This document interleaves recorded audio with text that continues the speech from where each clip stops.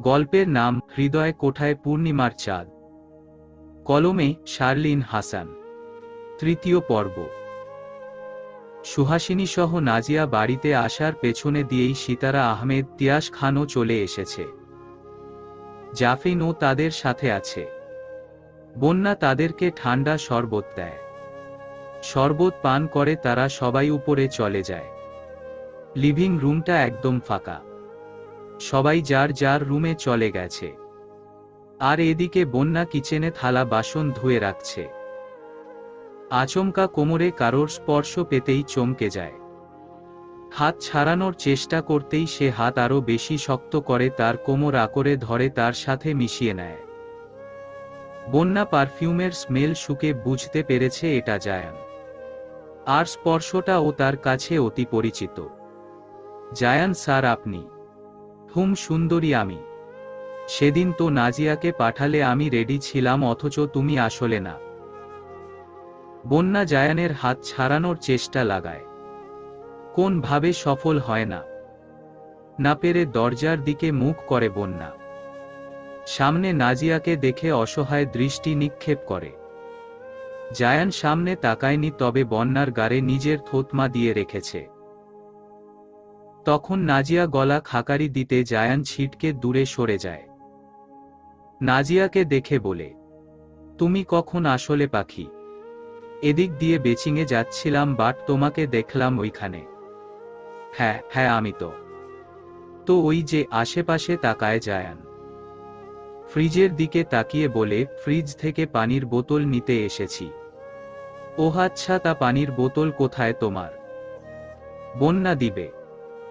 বন্যা আমি সোফায় বসলাম, বোতল নিয়ে আসো। জায়ান তড়িঘড়ি করে সেখান থেকে প্রস্থান করে। নাজিয়া বন্যার দিকে তাকায়। বন্যা তাকে দেখে মাথা নিচু করে নেয়।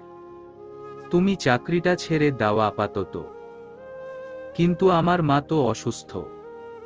প্রতি মাসে তার ঔষধের জন্য অনেক টাকার দরকার।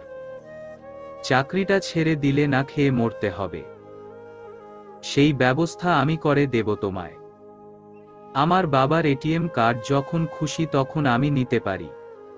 তোমার স্যালারির 50% আমি দেব, আর 50% আমার জিজু দিবে। ডোন্ট ওয়ান্না টক বন্যা আন্টি। আমি গেলাম। নাজিয়া চলে আসে রুমে। ফোনটা বের করে ভিডিওটা দেখে নাজিয়া। সে তো অপেক্ষায় ছিল কখন জায়ান আসবে। বন্যাকে কিচেনে একা পেলে জায়ান ছাড়ত না, এরকম কিছু মাথায় এসেছিল নাজিয়ার। এরকম একটা প্রমাণ কতদিন ধরে চেয়েছিল। ফাইনালি ডান। ভিডিওটা নিব্রাসের হোয়াটসঅ্যাপে পাঠিয়ে দেয় নাজিয়া। সন্ধ্যায় নাস্তা করে আনায়া খাটে বসে আছে। নিব্রাস রুমেই পায়চারি করছে আর কথা বলছে। আনা তার দিকে তাকাচ্ছে বারবার। কিছুক্ষণ পর নিব্রাস ফোনটা পাঞ্জাবির পকেটে ঢুকিয়ে আনায়ার সামনে এসে বসে। আনা ফোনে ধ্যান দিতে নিব্রাস ফোনটা তার থেকে কেড়ে নেয়। ফোনটা দিবেন নাকি আমি চলে যাব বাড়ি থেকে? প্লিজ তুমি আমার কথাটা তো শোনো। একটা কথাও বলবেন না আপনি? আপনাকে দেখলেই আমার রাগ উঠে, খুন করতে মন চায় আপনাকে। সরি তো। সরুন, আমার সামনে আসবেন না দয়া করে। এরকম আলগা দরদ আমার দরকার নেই। আনায়া শোনো না। আনায়া চোখ গরম করে তাকায়। নিব্রাস সেসবে ভ্রুক্ষেপ না করে উঠে দাঁড়ায়। কাউচের উপরে রাখা শপিং ব্যাগটা এনে আনায়ার দিকে দেয়। গার্ডেনে এসো একটু পর। ঠেকা পড়েনি আমার। শপিং ব্যাগটা তো খুলে দেখো। প্রয়োজন মনে করি না। নিব্রাস ব্যর্থ চোখে তাকায়। আনায়া এত গাড় তেরা। মনে হচ্ছে তাকেই কিছু করতে হবে। নিব্রাস সোজা দরজাটা লাগিয়ে দিয়ে আসে। আমার কথা না শুনলে আমিও রাগ করব। করুন, তাতে আমার কি? আপনার রাগ ভাঙানোর জন্য তারিশা আছে না? আবারও তাকে আনছো আমাদের মাঝে? আমি আনিনি, আপনি এনেছেন। আচ্ছা এটা বলুন, আমি আগে নাকি তারিশা আগে? অফকোর্স তুমি। তাহলে আমায় ড্রপ করে দিয়ে আসতে সমস্যা কোথায়? তারিশাকে নিয়ে তো সুন্দরভাবেই ঘুরে আসলেন। এতে বোঝা যাচ্ছে আপনার কাছে আমি কতটা ইম্পর্টেন্ট। তোমার ভার্সিটি উল্টো দিকে আর ওটা আমার যাওয়ার পথেই। তো বারণ করতেন, বলতেন আপনার তারা আছে, নিতে পারবেন না। ও সিটে বসে গেছে, আমার কোলে না। আপনার সাথে নিবেন কেন? আর কখনো নেব না, সরি। আনায়া কথা বাড়ায় না, চুপচাপ বসে থাকে। নিবরাস তার মুখোমুখি বসে বলে, শাড়িটা পরে রেডি হয়ে নিও। পারবো না। আরেকবার বলো। আনায়া তাকায়। নিবরাস কঠোর চাহনি দিয়েছে। আমতা আমতা করে বলে, আচ্ছা ঠিক আছে, একটু তো সম্মান দাও আমায়। এভাবে তুচ্ছ করো কেন? সম্মান দেওয়ার সময় ঠিকই দেব।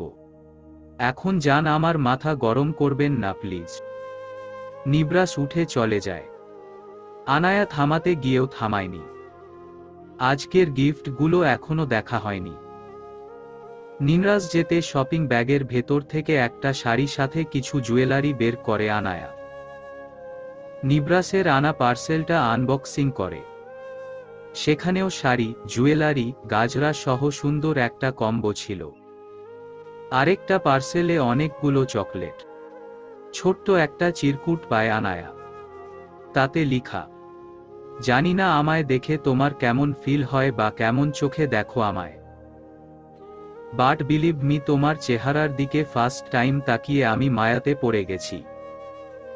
ভাবি, এই সুন্দর মেয়েটি আমার বোন। দেখতে ঠিক আমার মতো। আমার টুইন বললে ভুল হবে না। ছোট্ট মেয়েটার পক্ষ থেকে তোমার জন্য সামান্য কিছু। আনায়া হাসে, শাড়িটায় হাত ভুলায়, যত্ন সহকারে চিরকুট সহ কাবাডে ঢুকিয়ে রাখে। অতপর শাড়ি নিয়ে রেডি হতে চলে যায়। আনায়া শাড়িটা পরে সাথে জুয়েলারি গুলোও পরে নেয়। তেমন একটা সাজেনি, তবে কমও সাজেনি। আজকে বেশ সাজতেন মন চাইছে, তবে সিম্পলের মাঝে কিছুটা গর্জিয়াস। আয়নায় নিজেকে দেখে আনায়া ভাবছে, নিবরাস অজ্ঞান না হলেই হলো। 10টা বাজতেই বাকিরা ডিনার করে নেয়। নিবরাস জানায় তারা বাইরে ডিনার করবে। এছাড়া পরাগ আগে বলেছে মরিয়ম নওয়াজকে তাদের ডেকোরেশন সাথে নিবরাসরা গার্ডেনের ডিনার করবে। সবকিছু সাজিয়ে পরাগও ডিনার করে নেয়। তবে মেইন সুইচ তাকে পাহারা দিতে হবে। কখন আবার তারিশা অফ করে দেয় ঠিক নেই। তারিশা খেতে বসে বারবার আনায়ার খোঁজ করেছে, সাথে তাদের রাতের ডিনার নিয়ে 101টা প্রশ্ন করেছে। পরাগ পারে না, ধমকি একটা দিয়ে বসিয়ে দেয়। তাদের খাওয়া শেষ হতে যে যার রুমে চলে যায়। নিবরাস আনায়াকে মেসেজ দিতে সে রুম থেকে বের হয়। করিডোর পেরিয়ে সিঁড়ির কাছে যেতে হবে। করিডোরে থাকা অবস্থায় তারিশার সাথে দেখা হয়। আনায়াকে দেখে বলে, শাড়িটা সুন্দর, তবে তোমায় মানাচ্ছে না। শেয়ালের চোখে সবই সরিষা ফুল। এনিওয়ে, আমি কমপ্লিমেন্ট চাইনি তোমার থেকে। আমার ভদ্রলোক আমায় দেখে কমপ্লিমেন্ট দিবে। অবশ্য সবার চোখে ভালো কিছু মানানসই হয় না। নিজেকে যেমন ভাবে অন্যকেও ঠিক তেমনই ভাবে। আগে নিজেকে আয়নায় দেখো। আনায়ার মেজাজ গরম হয়ে যায়। আর এক মুহূর্ত না দাঁড়িয়ে চলে যায় সিঁড়ির দিকে। তারিশা যাওয়ার পানে তাকিয়ে রয়। আনায়াকে আজকে সুন্দর লাগছে। তার শখের পুরুষ আনায়ার সাথে ডিনার করবে। কত সুন্দর একটা মোমেন্ট কাটাবে ভাবতে তারিশার গা জ্বলে যাচ্ছে। আনায়া বাড়ি থেকে বেরিয়ে ত্রস্ত পায়ে ডেকোরেশন করা জায়গা খুঁজতে লাগে। কিছুটা এগিয়ে আসতে লাইট অন হয়। আনায়া পুরাই সারপ্রাইজড হয়ে যায়। সামনের জায়গাটা সুন্দরভাবে ডেকোরেশন করা লাভ শেপের বেলুন দিয়ে। আর আনায়ার পিঙ্ক কালারের শাড়ির সাথে ম্যাচিং করে হোয়াইট পিঙ্ক কালার। মাঝখানের কয়েকটা বেলুনে সরি লেখা, সাথে কয়েকটা স্যাড ইমোজি। বড় টেবিল জুড়ে ক্যান্ডেল লাইট, কয়েকটা গোলাপের পাপড়ি দিয়ে সাজানো। মাঝখানে একটা কেক রাখা, সেটাতেও সরি লিখা।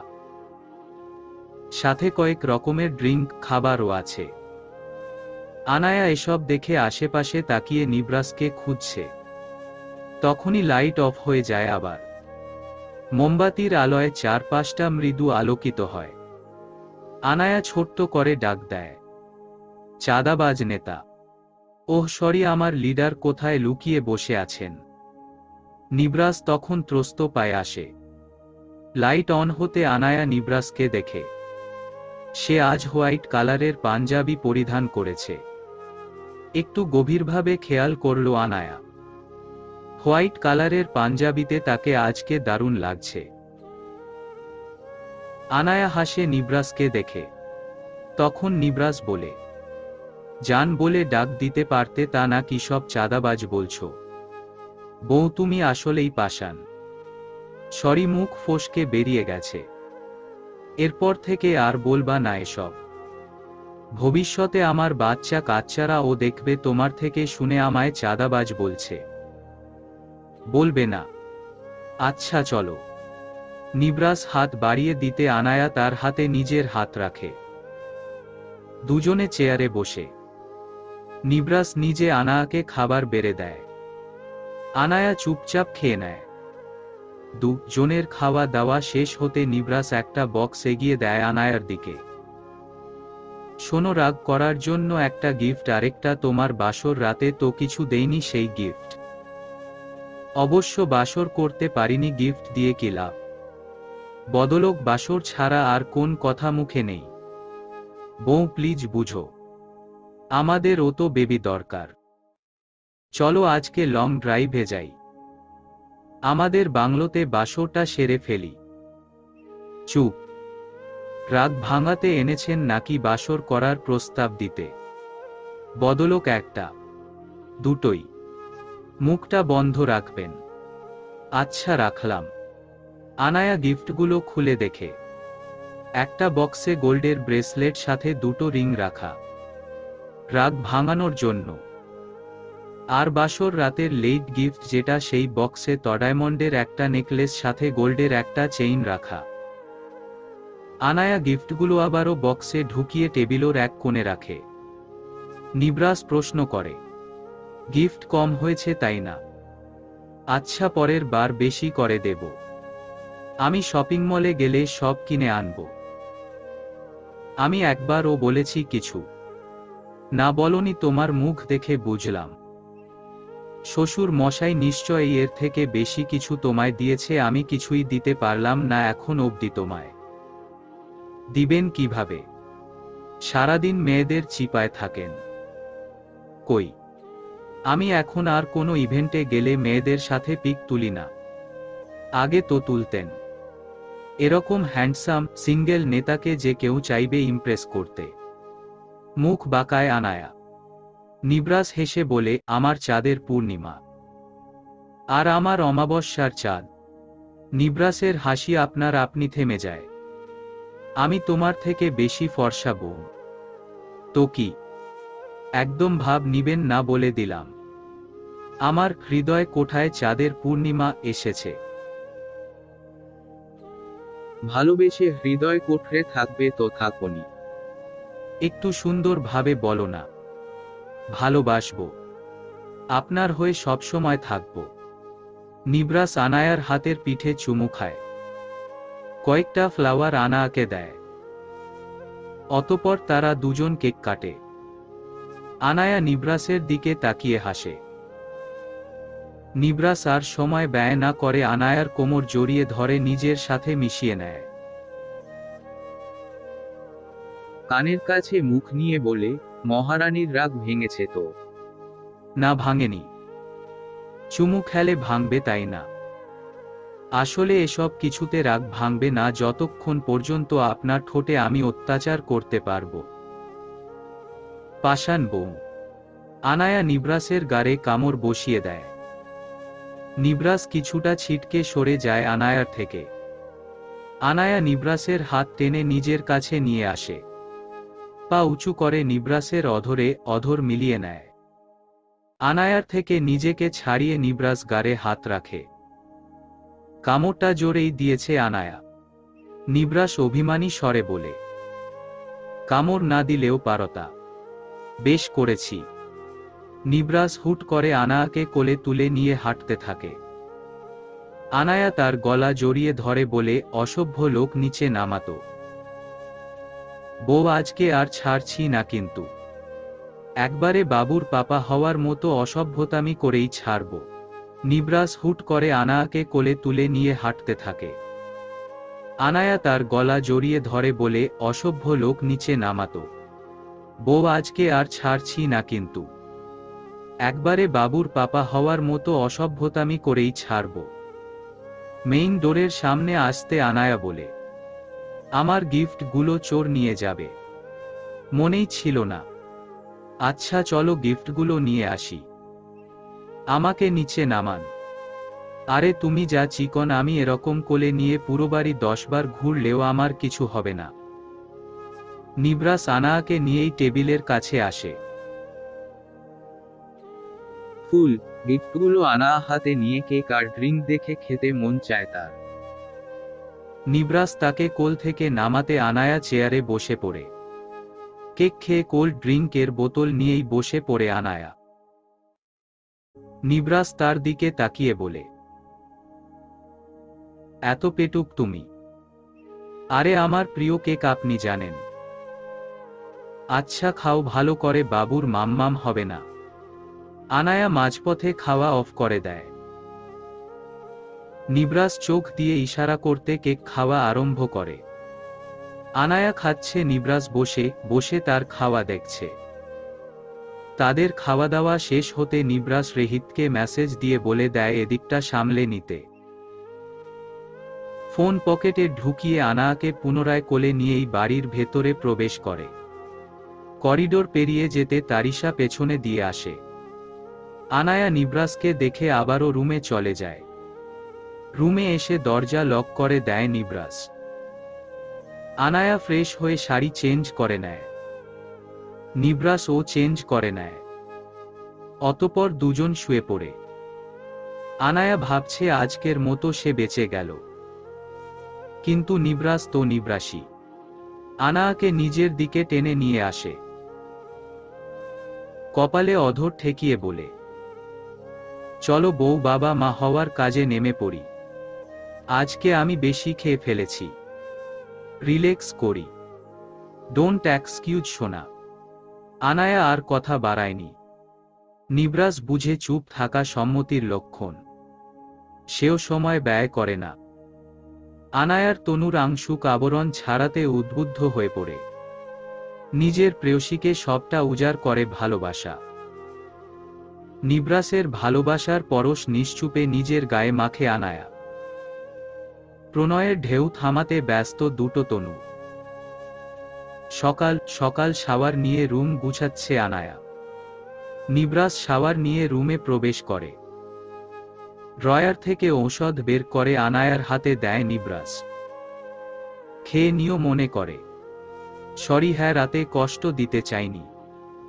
আনায়া মাথা নাড়িয়ে শাড়ি ভাঁজ করতে ব্যস্ত হয়ে পড়ে। রুমটা গুছিয়ে নিজের জমা ফ্লাওয়ার গুলো নিয়ে ড্রেসিং টেবিলের সামনে বসে নাড়াচাড়া করছে। নিবরাসের দেওয়া গিফটগুলো খুলে দেখে। হাতে একটা রিং পরে আর চেইনটা রাখে পরার জন্য। বাকিগুলো ড্রেসিং টেবিলের ড্রয়ারে রেখে দেয়। নিবরাস পাঞ্জাবি পরে আয়নার সামনে এসে নিজের চুল ঠিক করছে। আনায়া তখন চেইন হাতে নেয় পরার জন্য। নিবরাস তাকে থামিয়ে দেয়। নিজ হাতে আনায়ার গলায় চেইন পরিয়ে দেয়। আয়নায় দুজন দুজনকে দেখে। তখন নিবরাস বলে, তুমি আগের থেকে বেশি সুন্দর হয়ে গেছো। আগে আমি অসুন্দর ছিলাম নাকি? না, আমার ভালোবাসা পেয়ে তোমার রূপ খুলে গেল দেখছি। এহহ, সরুন তো। সবসময় ঢং করে নিজের থোত মানিয়ে। তো করব না। না হলে বউ আমায় গাধা, আনস্মার্ট ভেবে পাত্তা দিবে না। আপনার এত ঢং কোথা থেকে আসে জানি না। সরুন তো, আমার ভালো লাগছে না। বেশি খারাপ লাগছে। তো কি? যান আপনি পাশান। সরি। আনায়া উঠে দাঁড়ায়, সোজা খাটের উপর গিয়ে শুয়ে পড়ে। নিবরাস হাত ঘড়ি পড়তে পড়তে বলে, আমি নাস্তা নিয়ে আসছি, ঔষধ খেয়ে নিবে। নিবরাস বেরিয়ে পড়ে। আনায়া নিজের পায়ের দিকে তাকিয়ে আছে। কিছুক্ষণ পর নিবরাস ট্রে নিয়ে ভেতরে আসে। আনায়ার জন্য ব্রেড, জেলি, কফি এনেছে। খাটের পাশে ছোট্ট টেবিলটায় ট্রে রেখে নিবরাস বসে পড়ে। আনায়াকে ব্রেডে জেলি লাগিয়ে দেয়। নাস্তা শেষ হতে ঔষধ খাইয়ে নিবরাস উঠে দাঁড়ায়। আজকে রুমেই থাকো, বের হতে হবে না। আপনি এখন চলে যাবেন? হ্যাঁ, কিছু কাজ আছে, তবে তাড়াতাড়ি ফিরব। আচ্ছা, সাবধানে যাবেন আর নাস্তাটা করে যাবেন। আচ্ছা। নিবরাস দরজার কাছে আসতে আনায়া ডাক দেয়। নিবরাস ফিরে তাকায়। আনায়া তাকে হাত দিয়ে ইশারা করতে নিবরাস আনায়ার সামনে বসে। আমার কপালে চুমু না দিয়ে চলে যাচ্ছেন? রুলস দেইনি মনে হয়? প্রতিদিন বাইরে বের হওয়ার সময় আমার কপালে চুমু খেয়ে যেতে হবে? তোমার মুখ থেকে এটা শোনার অপেক্ষায় ছিলাম বউ। নিবরাসের কথায় আনায়া ভ্যাবাছ্যাকা খেয়ে যায়। নিবরাস হেসে বলে, ঠোঁট কপাল দুটোতে আমি চুমু খেতে চাই। একটার পারমিশন পেয়েছি, আরেকটা পারমিশন যদি দিতে খুব উপকৃত হতাম। জান বদলোক, আপনার চুমু খেতে হবে না। বাঙালি মানুষ বসতে দিলে শুতেও চায়। অসভ্য। অসভ্যতামি একটু করাই যায় বউ। নিবরাস জোর করে আনায়ার ঠোঁটে চুমু খায়। যাওয়ার সময় কপালে চুমু খেয়ে বেরিয়ে যায়। আনায়া রাগী দৃষ্টি নিক্ষেপ করে নিবরাসের দিকে। সে পড়েছে মহাবিপদে। মনে মনে ভাবছে, জামাই এতটা রোমান্টিক না হলেও পারত। ধুর, আমি ভেবেছিলাম নেতা মানুষ, সারাদিন জনগণের চিন্তায় বউ আছে যে সেটাই ভুলে যাবে, এখন দেখি 16 কলা পূর্ণ করছে। তাশরিফ খান, তিয়াস খান সহ সিতারা আহমেদ তারা নাস্তা করতে বসেছে। জায়ানও আছে তাদের সাথে। নাজিয়া চুপচাপ নিজের কফিতে চুমুক দিচ্ছে। তখন বন্যা বলে, বড় স্যার ম্যাডাম, আমি আর আপনাদের বাড়িতে চাকরিটা করব না। বন্যার কথায় জায়ানের মুখশ্রী মুহূর্তে চেঞ্জ হয়ে যায়। নাজিয়া তাকায় জায়ানের দিকে। তখন তাশরিফ খান বলেন, হঠাৎ করে বন্ধ কেন? আর তোমার মায়ের তো ঔষধ লাগে প্রতি মাসে, আবার তোমাদের চলতেও হিমশিম। চাকরি ছেড়ে দিলে কিভাবে কি হবে? নতুন আরেকটা চাকরি পেয়েছি, সেটা আমার বাড়ির পাশেই। আপনাদের বাড়ি তো দূরে, মাকে দেখতে যাওয়ার জন্য ছুটি ফেলেই যেতে হয়। আর সেখানে আমি কাজ শেষ করে রাতেই নিজের বাসায় চলে যেতে পারবো। তখন জায়ান বলে, এই সমস্যার কথা আগে বললেই পারতা।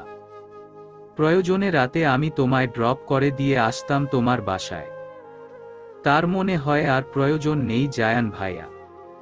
আগে ভেবে বলতে বন্যা আন্টির প্রয়োজন অপ্রয়োজন, যেহেতু তাকে নিয়ে একটু বেশি ইন্টারেস্টেড তুমি। নাজিয়া বলে। তখন জায়ান বলে, আয়াত পাখি, ব্যাপারটা এরকম না। আমি শুনতে চাইনি ব্যাপারটা কেমন। জায়ান চুপ সে যায়। তখন সিতারা আহমেদ বলে, বেশি কষ্ট হয় নাকি বন্যা? তখন তিয়াস খান বলেন, কিসের কষ্ট সিতারা? ও তো বাড়ির একজন সদস্য। সেজন্যই তো বললাম। কাজ করে বেতন দেই, বাড়িতে থাকে, সেই হিসাবে কিছু চাওয়া পাওয়া তো পূরণ করতে হয়। সিতারা আহমেদের কথার আগামাথা তারা দুই ভাই বুঝতে পারে না, তবে নাজিয়া ঠিকই বুঝে।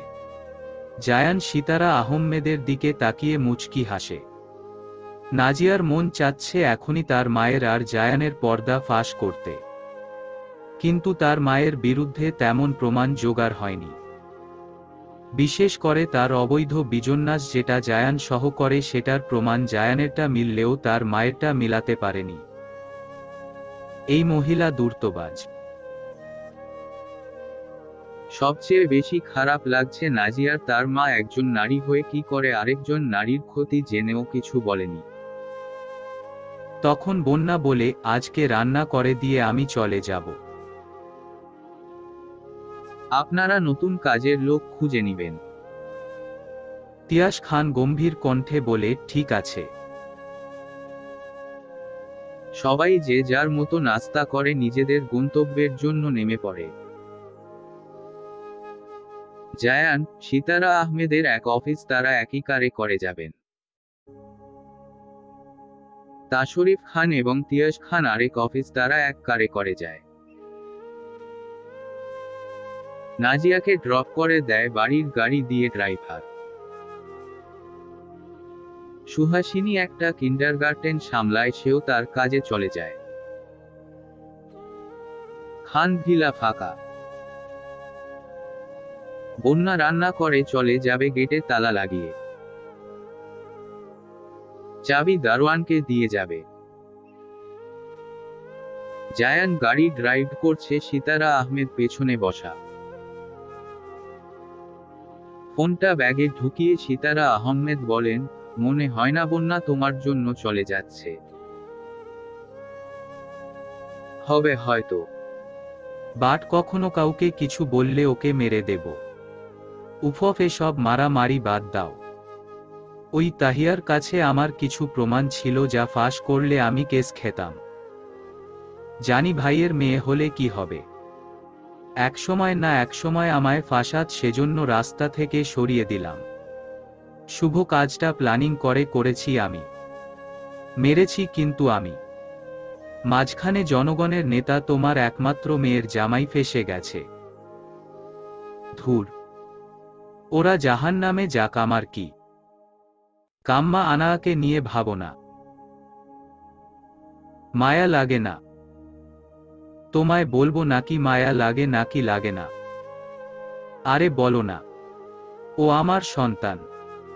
তুমি জানো সন্তানদের প্রতি মায়ের ভালোবাসা অকৃত্রিম। এত ভালোবাসো তো ছেড়ে আসলে কেন? ওইখানে কিন্তু জীবনটা গুছিয়ে নিতে পারতে। সেটা আমি জানি। আমার লাভ ছিল তিয়াস খান, ওর জন্য আমি সব করতে পারি। ইউ নো হোয়াট, এই সিতারা না আসলে খানদের এত উন্নতি হতো না।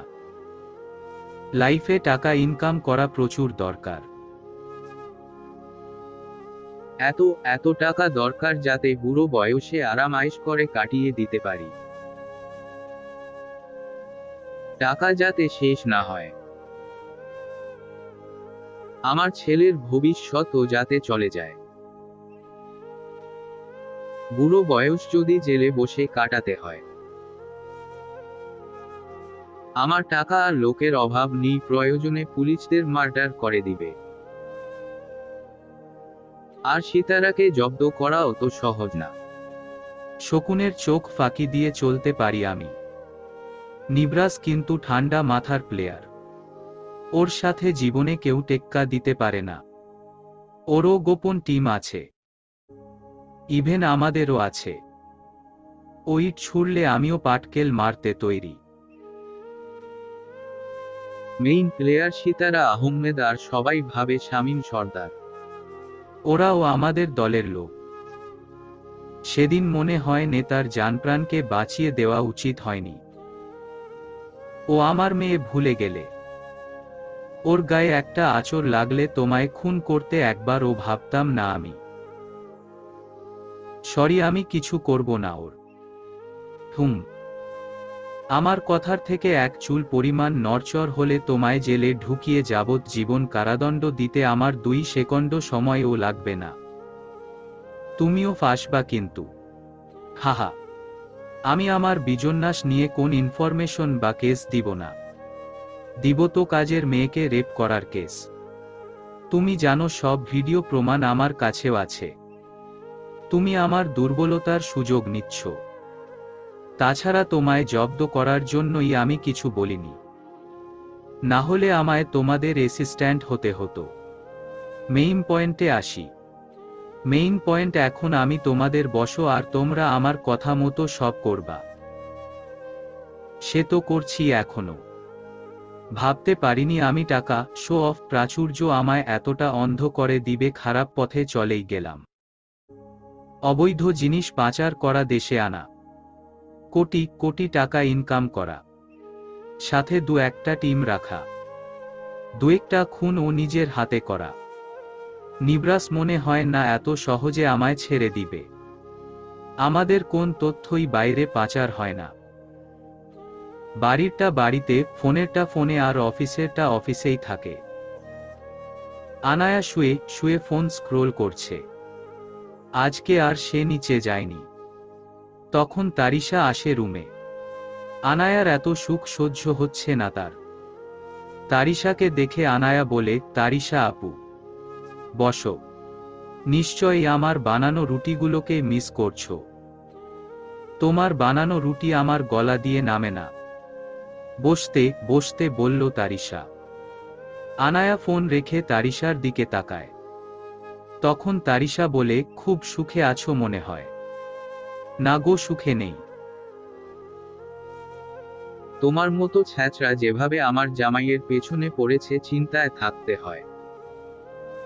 আমি তোমার জামাইয়ের পেছনে পড়িনি, তোমার জামাই আমার পেছনে পড়েছে।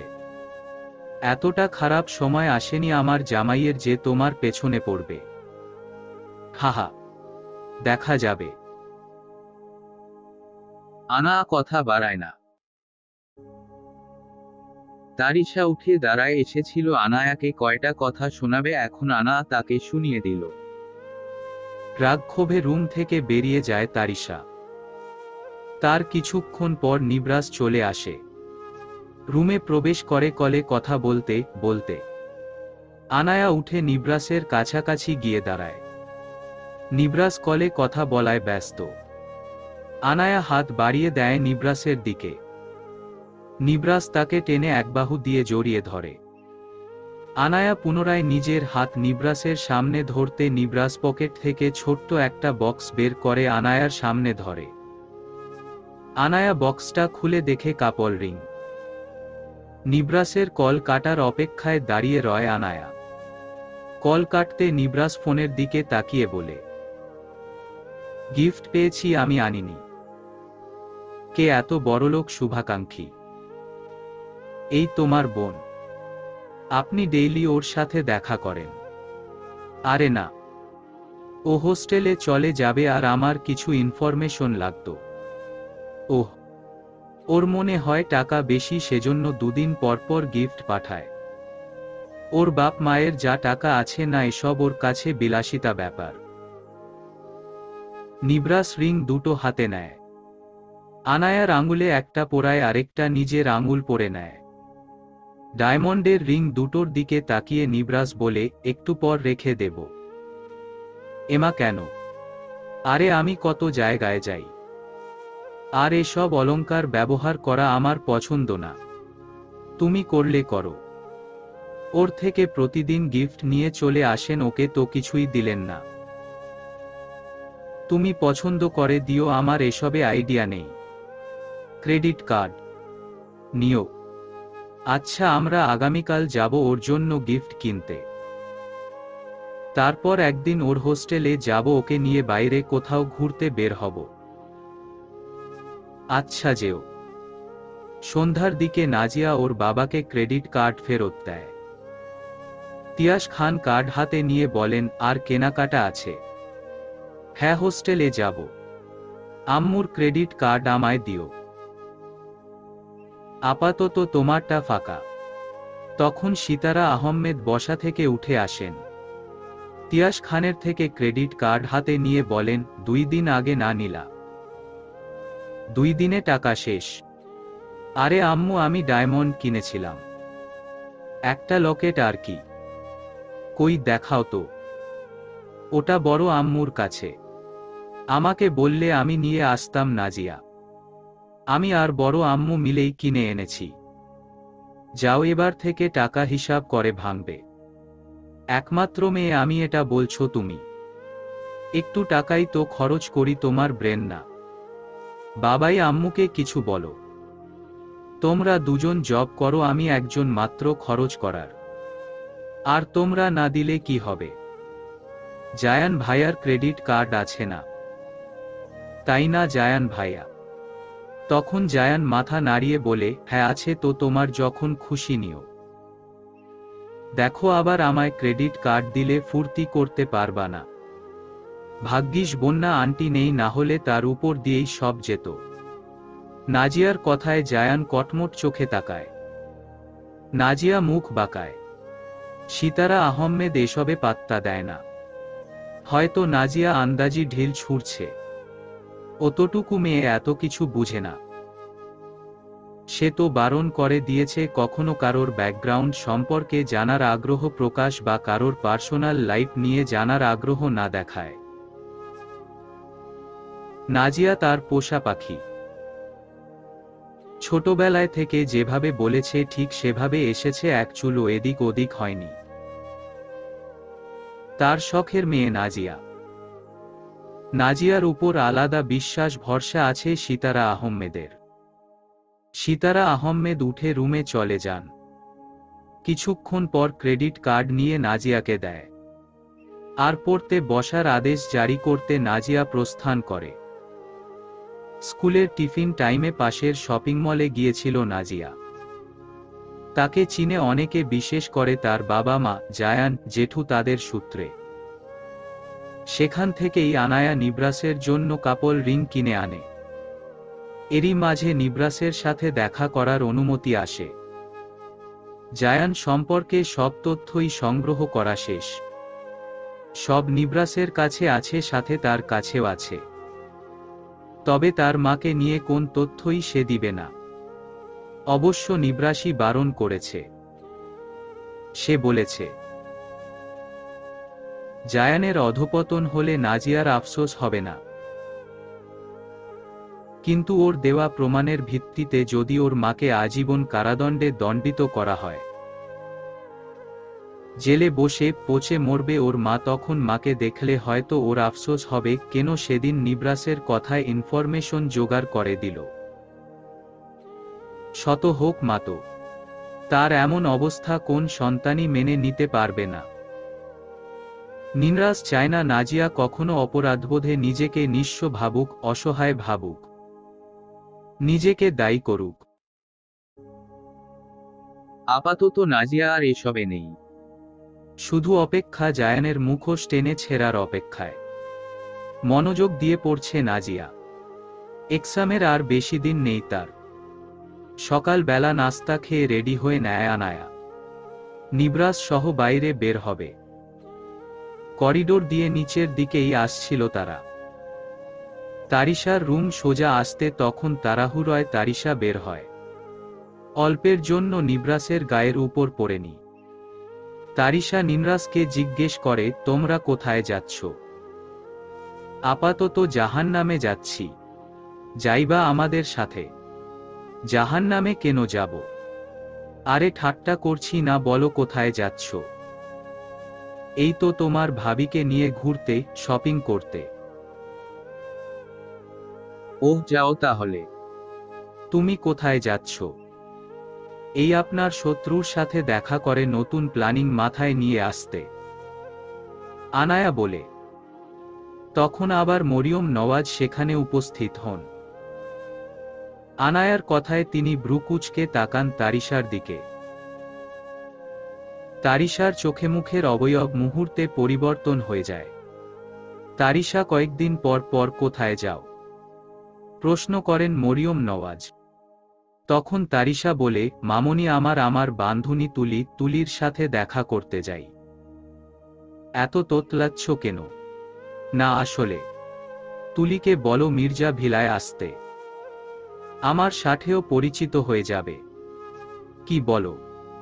না, ও এত দূরে আসবে না। শোনো, তোমায় আমার মেয়ের মতোই বড় করেছি,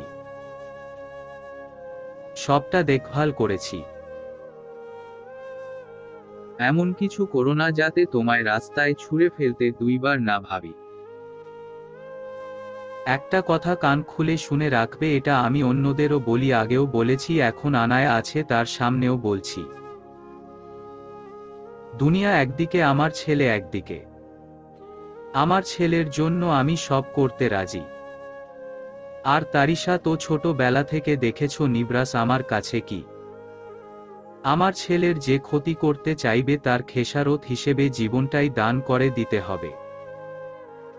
এত দেখি আরেক ভিলেন। মনে হয় ছেলের মতো ওনারও গ্যাং আছে। যেভাবে বলছে মনে হয় খুন করে ফেলবে।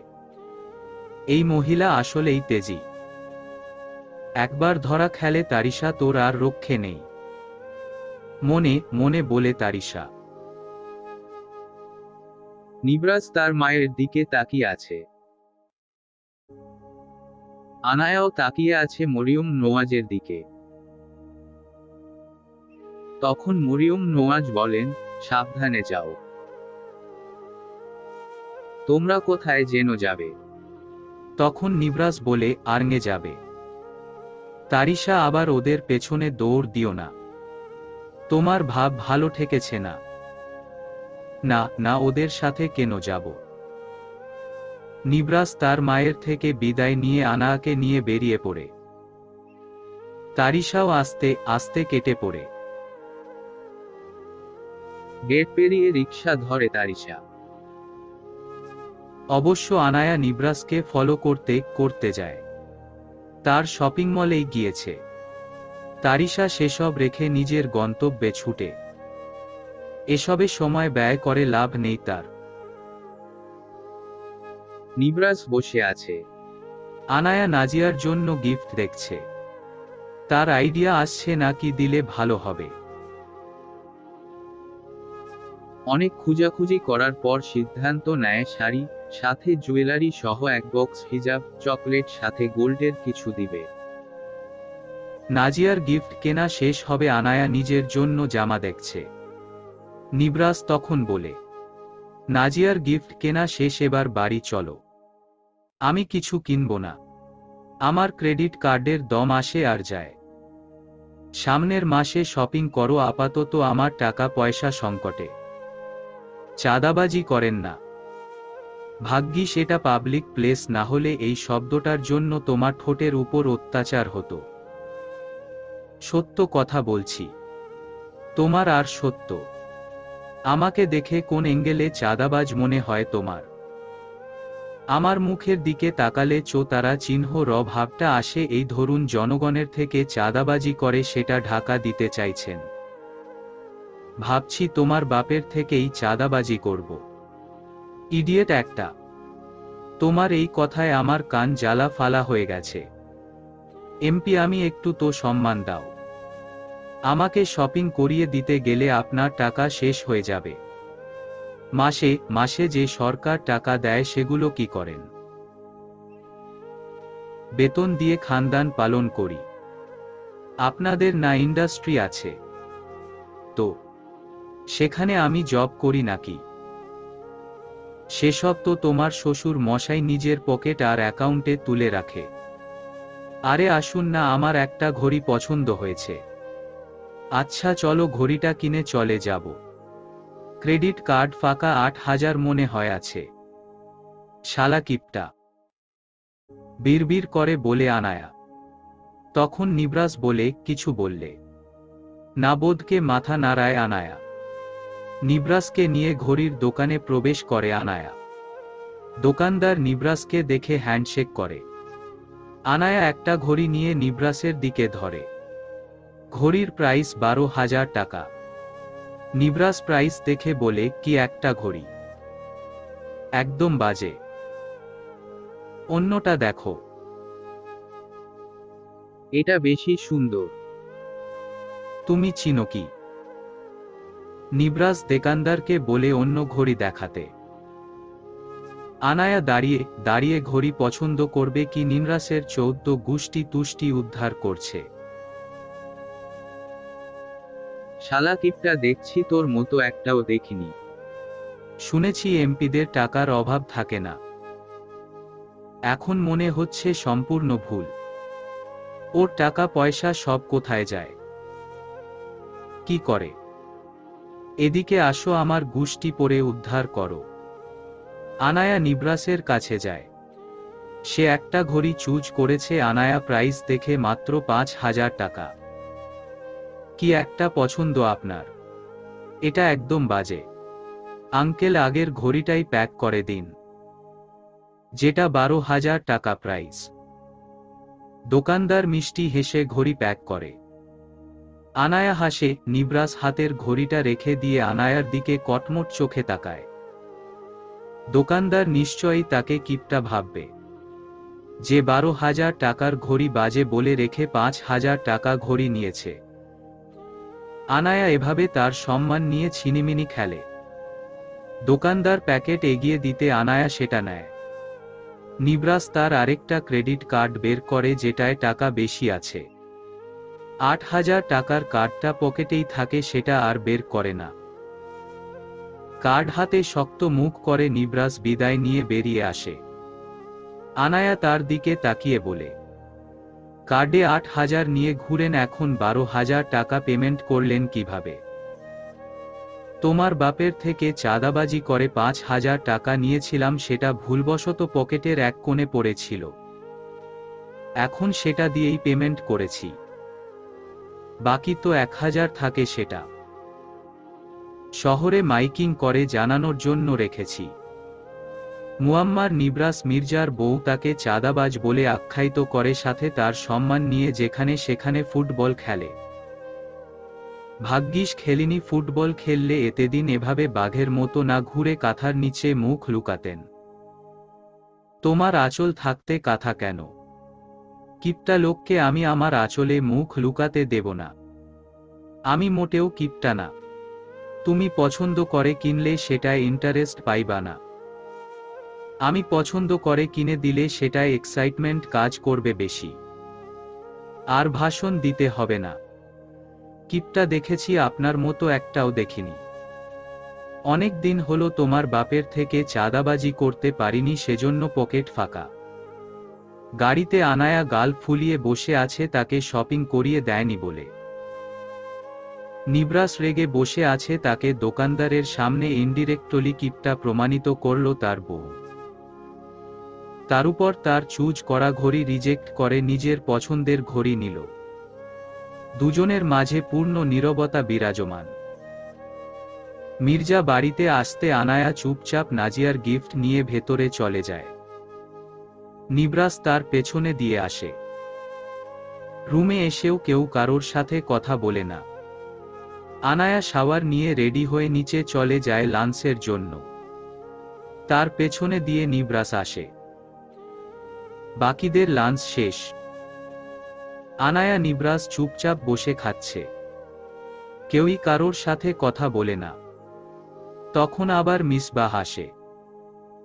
তার মামু আর বৌমনিকে এত চুপচাপ দেখে বলেই ফেলে, মামু, বৌমনিকে বকা দিয়েছ না? শপিং করিয়ে দেয়নি?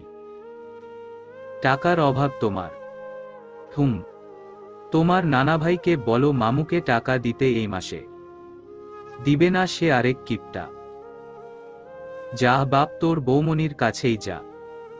কিছু হলেই তোদের মুখে কিপটা ছাড়া কিছুই শুনি না। গার্তারা একটা আমার কপালে জুটেছে। নিবরাসের কথায় আনায়া রাগী দৃষ্টি নিক্ষেপ করে। নিবরাস সেসবে পাত্তা দেয়নি। চুপচাপ খেয়ে দুজন রুমে চলে যায়। আনায়া অপেক্ষায় ছিল নিবরাস কখন আসবে আর তাকে ধরবে। নিবরাস চুপচাপ খাটে গায়ে দেয়। আনায়া তখন তার সামনে দাঁড়িয়ে বলে, আমি ঘাটতারা, আমাকে জিজ্ঞেস করছো? আনায়া রেগে যায়।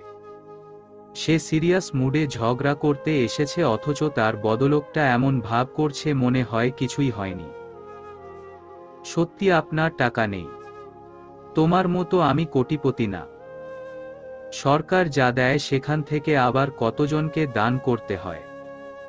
চাঁদাবাজি করলে টাকার অভাব পড়তো না। অবশ্য এসব আমি করি না। আপনার বাবার কোম্পানি আছে না?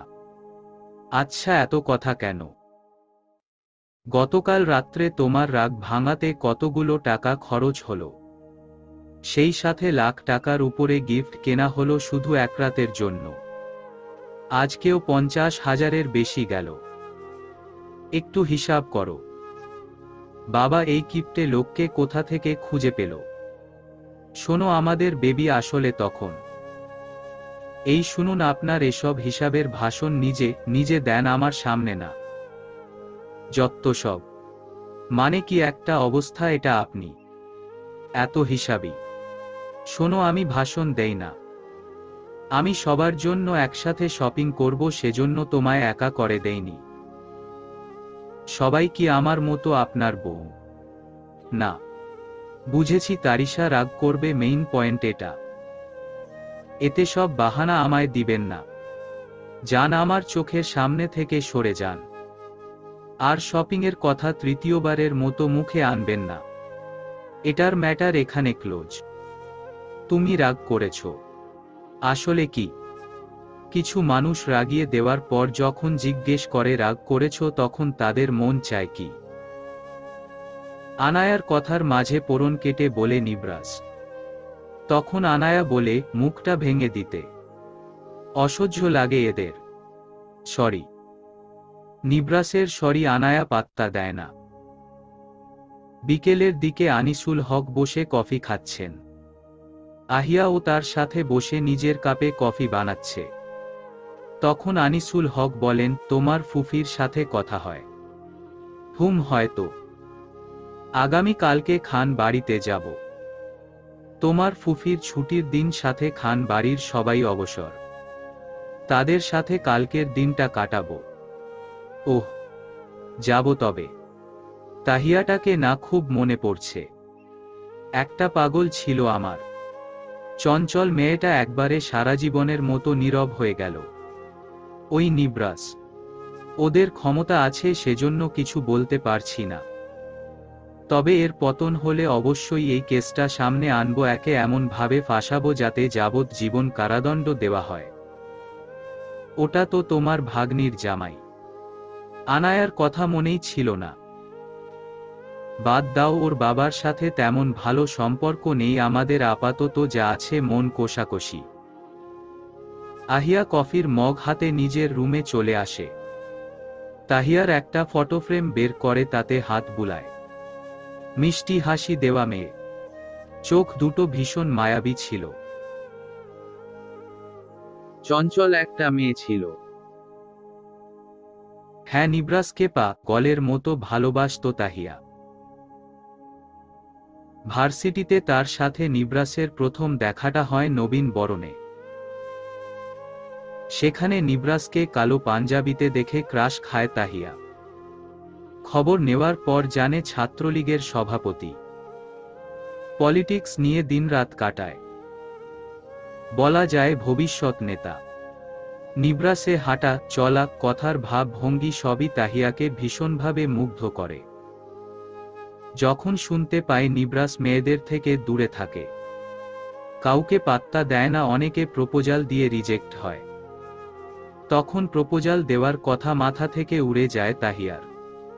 নিবরাসকে বেশিরভাগ সময় ফলো করত সে। একদিন তো হাতেনাতে ধরাও খায় তার দলের একজনের কাছে। অবশ্য তেমন কিছু বলতে পারেনি লোকটা, নিবরাসের জন্য সেদিন বেঁচে যায়। নিবরাস জিজ্ঞেস করেছিল কেন প্রতিদিন পিছু নেয়। তখন তাহিয়া উত্তর দেয়, তার বাড়ির সামনের রাস্তায়, সেজন্য এই পথে আসা যাওয়া হয়। ধীরে ধীরে নিবরাসের প্রতি না চাইতে একটু বেশি আসক্ত হয়ে পড়ে তাহিয়া। সে জানত না এই আসক্তি কতটা ভয়াবহ। অ্যালকোহলের আসক্তি তো ধীরে ধীরে একটা মানুষকে মৃত্যুর শয্যায় নিয়ে যায়, তবে এই নিবরাসের প্রতি অনুভূতির আসক্তি তাকে ধীরে ধীরে না একজটকায় মৃত্যুর দুয়ারে নিয়ে যায়। খান বাড়িতলও মাঝে মধ্যে আসা যাওয়া হতো তাহিয়ার। তখন শামীম সর্দারের সাথে জায়ানের গলায় গলায় ভাব ছিল। যাওয়া আসা হতো খান বাড়িতে। শামীম সর্দারের পেছনে দিয়ে একদিন তাহিয়াও যায়। জায়ান আর শামীম সর্দারের কিছু কথোপকথন যা নিবরাসের বিরুদ্ধে ছিল, সেই সাথে তার ফুফির আর জায়ানের গোপন অবৈধ ব্যবসা, সবই নিজ কানে শুনে তাহিয়া। তারপরে ছিল নির্বাচন। শামীম সর্দার প্রার্থী হবে নিবরাসের সাথে। এমপি নির্বাচিত হলে জায়ানের বিজন্যাসের জন্য লাভ, সেই সাথে শামীম সর্দারকে শেয়ার দিবে। তখন তাহিয়া সিতারা আহমেদের পেছনে লাগে, তার বিরুদ্ধে কিছু প্রমাণ জোগাড়ও করে। তার ইচ্ছে ছিল নিবরাসকে সবটা বলে দেওয়ার, সেই সাথে প্রমাণও দিয়ে দেওয়ার। তখন তাদের নির্বাচন ছিল, এটা ওটার ভেজাল ছিল। কোন ভাবে সিতারা আহমেদ ওটের পায় তাহিয়া তার বিরুদ্ধে প্রমাণ জোগাড় করে, আর সে নিবরাসের পক্ষে, নিবরাসের ভালো চায়, কিন্তু নিবরাস তাকে এভয়েড করে। তাহিয়ার উপর করা নজরদারি করা হয়। নির্বাচনে বিপুল ভোটে জয়লাভ করার পর নিবরাস এমপি মনোনয়ন পায়। তার কয়েক মাস পর তাহিয়া পুনরায় নিবরাসকে ফলো করত, একটু কথা বলার সুযোগ খুঁজত, এক্সিডেন্টলি তাদের দেখাও হতো। নিবরাস কিছুতেই তাকে পাত্তা দিত না, তবে তাহিয়া হাল ছাড়েনি, চেয়েছিল নিবরাসের মন জয় করতে। এসবের ভিড়ে সিতারা আহমেদের কথা তার মাথা থেকে উড়ে যায়। নিবরাসের নাম্বার জোগাড় করে কল দিয়েও তাকে বিরক্ত করা শুরু করে তাহিয়া। কিছুতেই নিবরাসের মনে স্থান করে নিতে পারেনি। একসময় তার কাছে তার অনুভূতি তুচ্ছ মনে হয়। খুব রাগ অভিমান জমে নিবরাসের প্রতি। এই একটা অভিমান নিয়েই দুনিয়া ছাড়তে হয় তাকে। আজও জানা নেই তাহিয়া নামক মেয়েটি নিবরাসের মনে স্থান করতে পেরেছিল কিনা। হয়তো না। নিবরাসের এসবে ইন্টারেস্ট কোন কালে ছিল না। সে চায় না তার রাজনীতির মঞ্চে কোন কালো দাগ। সে চায় না তার নামের পাশে নারীর নামের কোন ঘটনা চক্রে ট্যাগ বসুক। শুধু তাহিয়া না, তাহিয়ার মতো অনেককে নিবরাস এভয়েড করত। তাহিয়ার জীবনের শেষ দিন ছিল। দিনটা ছিল বৃহস্পতিবার। একটা ক্লাস শেষ করেই তাহিয়া বেরিয়ে পড়ে নিবরাসের খোঁজে। তাহিয়ার জীবনের শেষ দিন ছিল। দিনটা ছিল বৃহস্পতিবার। একটা ক্লাস শেষ করেই তাহিয়া বেরিয়ে পড়ে নিবরাসের খোঁজে। সেদিন নিবরাস একটা ইভেন্টে যায়। সেখানের কাজ শেষ করে গাড়িতে করে তারা কোলাহল মুক্ত নীরব একটা জায়গায় গাড়ি দাঁড় করায়। তার পেছনে দিয়ে তাহিয়া আসে। নিবরাসকে দেখে তড়িঘড়ি তার কাছে যায়। তাহিয়াকে দেখে নিবরাস বিরক্ত হয়। তখন তাহিয়া বলে, আমাকে ভালোবাসলে কি বেশি ক্ষতি হতো নেতা সাহেব? দেখুন, এভাবে আমার পেছনে ঘুরঘুর না করে নিজের ক্যারিয়ারে ফোকাস করুন। আমার থেকে বেটার কাউকে পাবেন। বেটার কাউকে আমার চাই না নেতা সাহেব, আপনি হলেই হবে। শুনুন, আপনার এই এক ডায়লগ প্রতিদিন শুনতে শুনতে আমার মুখস্থ হয়ে গেছে, সাথে আমি অতিষ্ঠ। নতুন কিছু বলবো নেতা সাহেব, আমার পথ থেকে সরে দাঁড়ান। ইস, নেতার ব্যবহার এত খারাপ কেন? এই মুখটা বন্ধ রাখবেন। প্রতিদিন এগুলো কোন ধরনের নাটক? ফালতু মেয়ে, এটেনশন পাচ্ছে না জেনেও ছ্যাচরামি করেই যাচ্ছে। ভালোবাসার জন্য আমি এমন ছ্যাচরা হাজারবার হতে পারি নেতা সাহেব। বিয়ে করবেন আমায়? বিয়ে না, আপনায় আমি খুন করব। সত্যি? আচ্ছা, সমস্যা নেই, বিয়ে করেই খুনটা করিয়েন।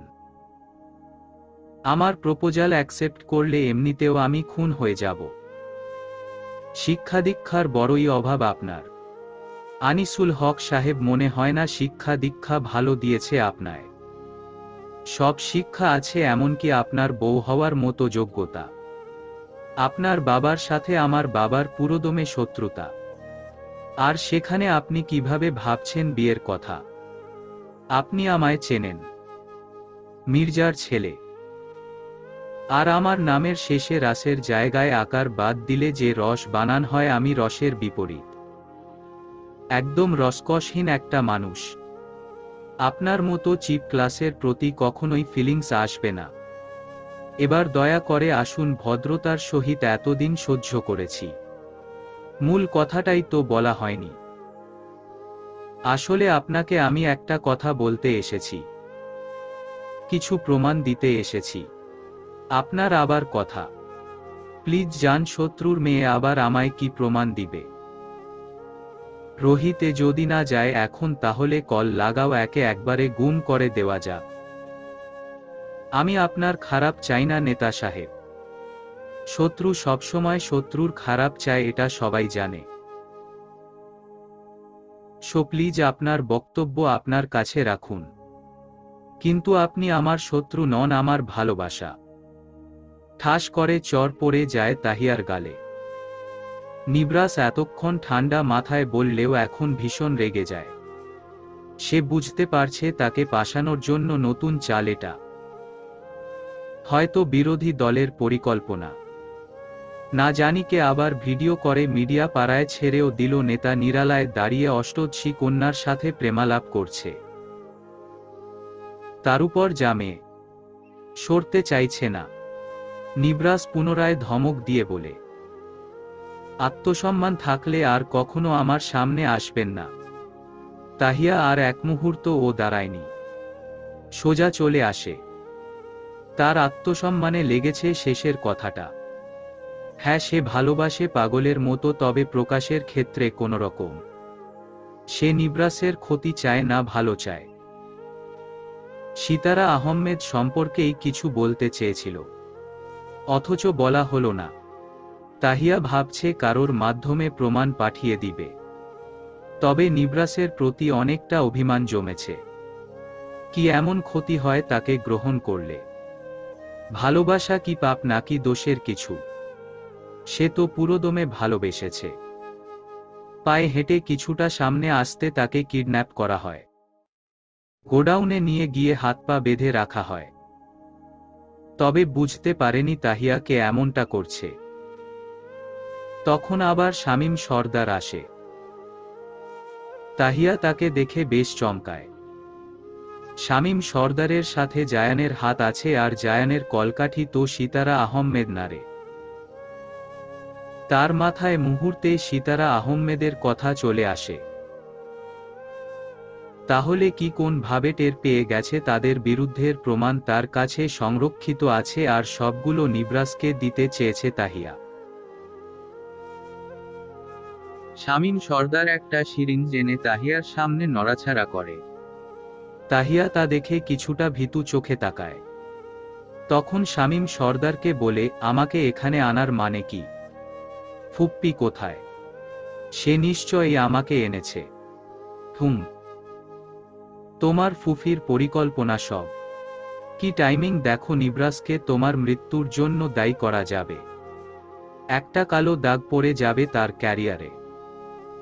উফফ, কি বলবো তাহিয়া, আমায় মেরে ফেলবে। তা কি মনে হয় তোমার? তোমার ফুফির কালো ব্যবসা সম্পর্কে জানো, তার বিরুদ্ধে প্রমাণ জোগাড় করে নিয়েছ। এখন এটাও জানো তোমায় সে কিডন্যাপ করিয়েছে। তোমার বেঁচে থাকার কোন মানেই হয় না। ওই মহিলাকে আমি এখান থেকে যেতে পারলে জুতো পেটা না করেছি। যাবে কিভাবে সেটা বলো। আমায় ছাড়ো তোমরা। তোর বাপ আসলেও ছাড়াতে পারবে না। এই সিরিঞ্জ কি আছে জানিস? নাবোধকে মাথা নাড়ায় তাহিয়া। তখন শামীম সর্দার হেসে বলে, বিষ আছে। বিষাক্ত সাপের বিষ। একটু পর তোর ফুফি এসে এটা তোকে পুশ করবে, তারপর তোর ফেসটা একদম শেষ করে দিবে অ্যাসিড দিয়ে। তাহিয়া চুপচাপ তাকায় সিরিঞ্জের দিকে। তার ঘন্টা দুয়েক পর সিতারা আহমেদ আসে গোডাউনে। তাহিয়ার ফেসের দিকে তাকিয়ে নজর সরিয়ে নেন তিনি। অ্যাসিড দিয়ে একদম বাজে অবস্থা করে দিয়েছে শামীম সর্দার। রেগে সামনের একটাকে চর মারে সিতারা আহমেদ। দাঁতে দাঁত চেপে বলেন, আমি না আসার আগে এত আপ্যায়ন করতে কে বলেছে? আমি বলেছিলাম একে আমি নিজ হাতে মারব। কত বড় কলিজা আমায় ফাঁসাতে চায়। আরে তো এখন আধমরা হয়ে গেছে, আমি কি মারব?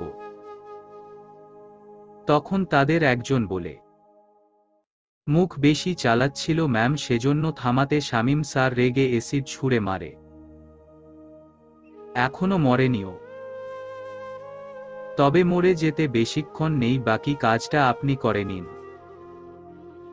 হাত বাড়ায় সিতারা আহমেদ। তখন একজন তাকে সিরিঞ্জ দেয়। বিষের দিকে তাকিয়ে মুচকি হাসে সিতারা আহমেদ। সোজা তাহিয়ার চেয়ারের কাছে যায়। গাড়ের টানা রগ যেটা মাথায় গেছে সেই রোগে সিরিঞ্জটা পুশ করে। এটা তাইপেন সাপের বিষ, যেটা অস্ট্রেলিয়া থেকে আনা হয়েছে।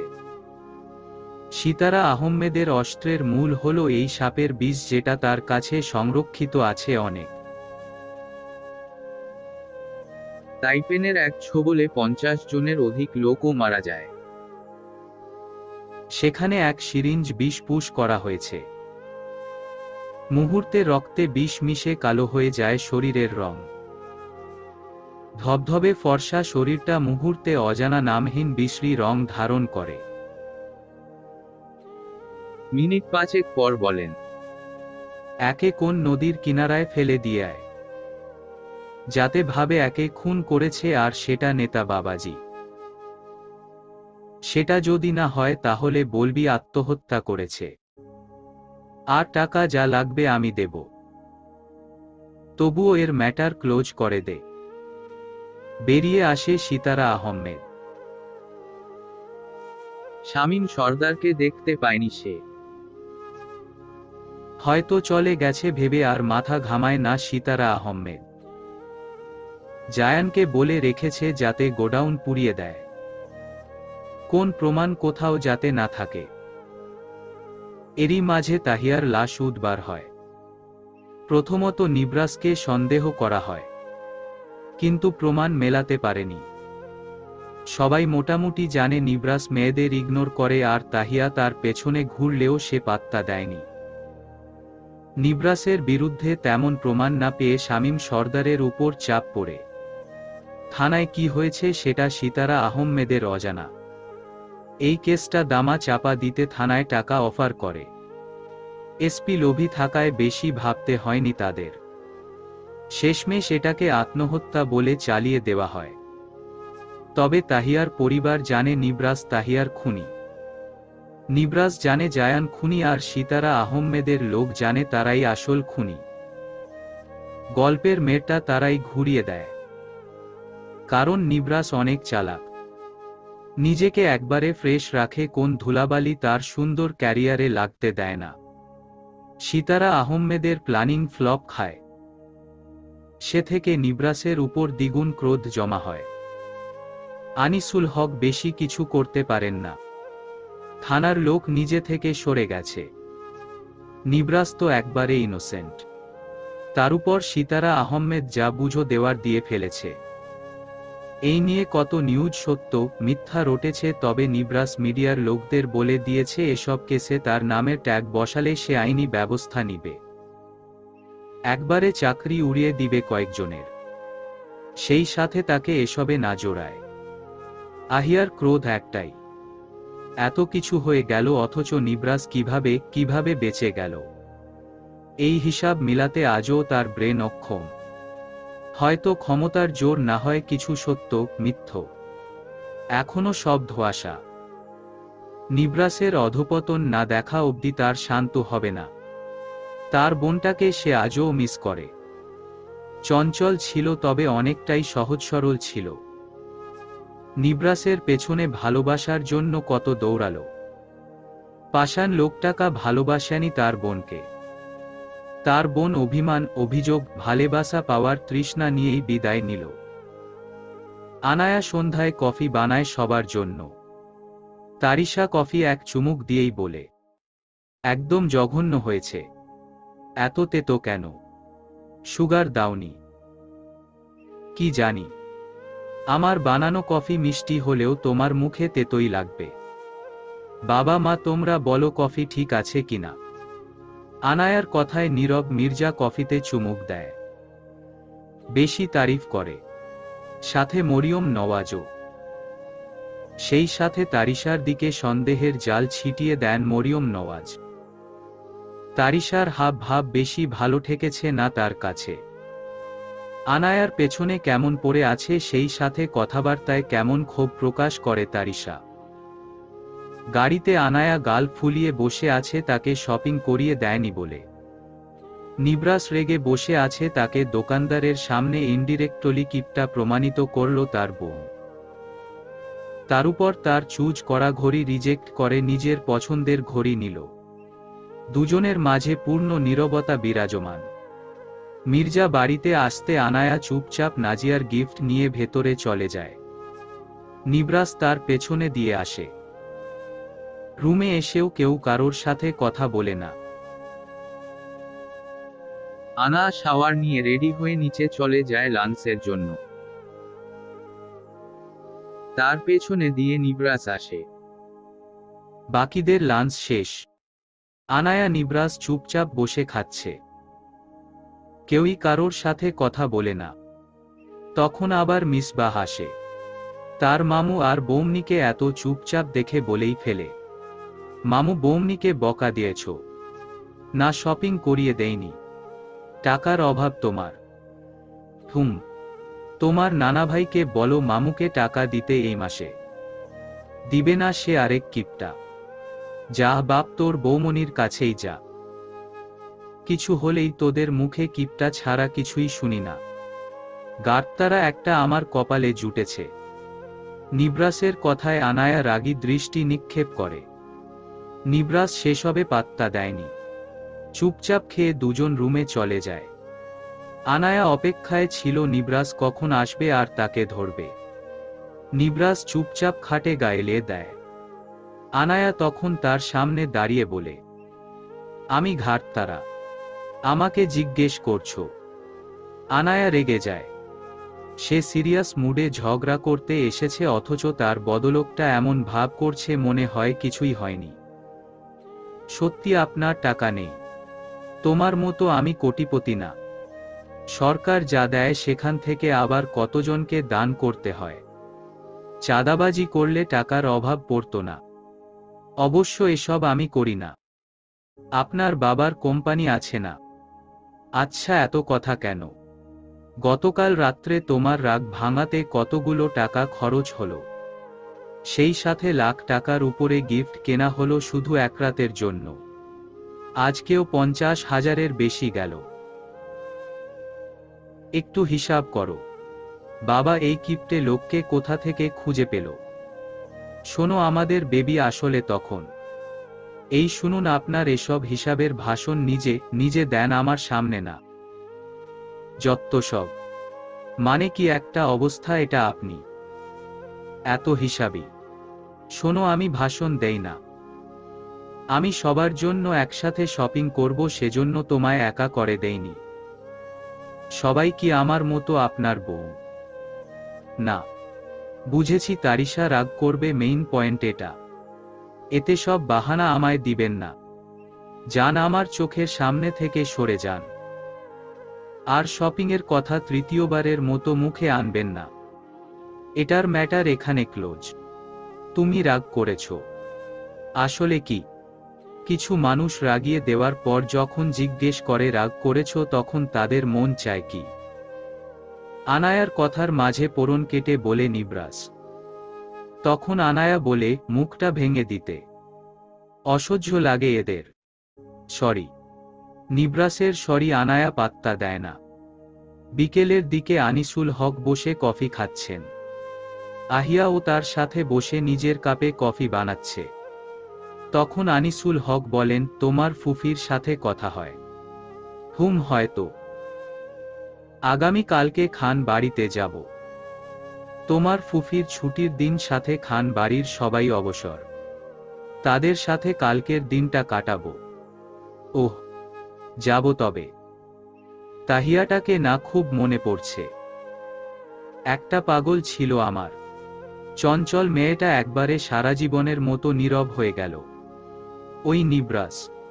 ওদের ক্ষমতা আছে, সেজন্য কিছু বলতে পারছি না। তবে এর পতন হলে অবশ্যই এই কেসটা সামনে আনবো, একে এমন ভাবে ফাঁসাবো যাতে যাবজ্জীবন কারাদণ্ড দেওয়া হয়। ওটা তো তোমার ভাগ্নির জামাই। আনায়ার কথা মনেই ছিল না। বাদ দাও, ওর বাবার সাথে তেমন ভালো সম্পর্ক নেই আমাদের, আপাতত যা আছে মন কোষাকষি। আহিয়া কফির মগ হাতে নিজের রুমে চলে আসে। তাহিয়ার একটা ফটো ফ্রেম বের করে তাতে হাত বুলায়। মিষ্টি হাসি দেওয়া মেয়ে, চোখ দুটো ভীষণ মায়াবী ছিল। চঞ্চল একটা মেয়ে ছিল। হ্যাঁ, নিব্রাসকে গলের মতো ভালোবাসত তাহিয়া। ভার্সিটিতে তার সাথে নিব্রাসের প্রথম দেখাটা হয় নবীন বরণে। সেখানে নিব্রাসকে কালো পাঞ্জাবিতে দেখে ক্রাশ খায় তাহিয়া। খবর নেওয়ার পর জানে ছাত্রলীগের সভাপতি। পলিটিক্স নিয়ে দিনরাত কাটায়, বলা যায় ভবিষ্যৎ নেতা।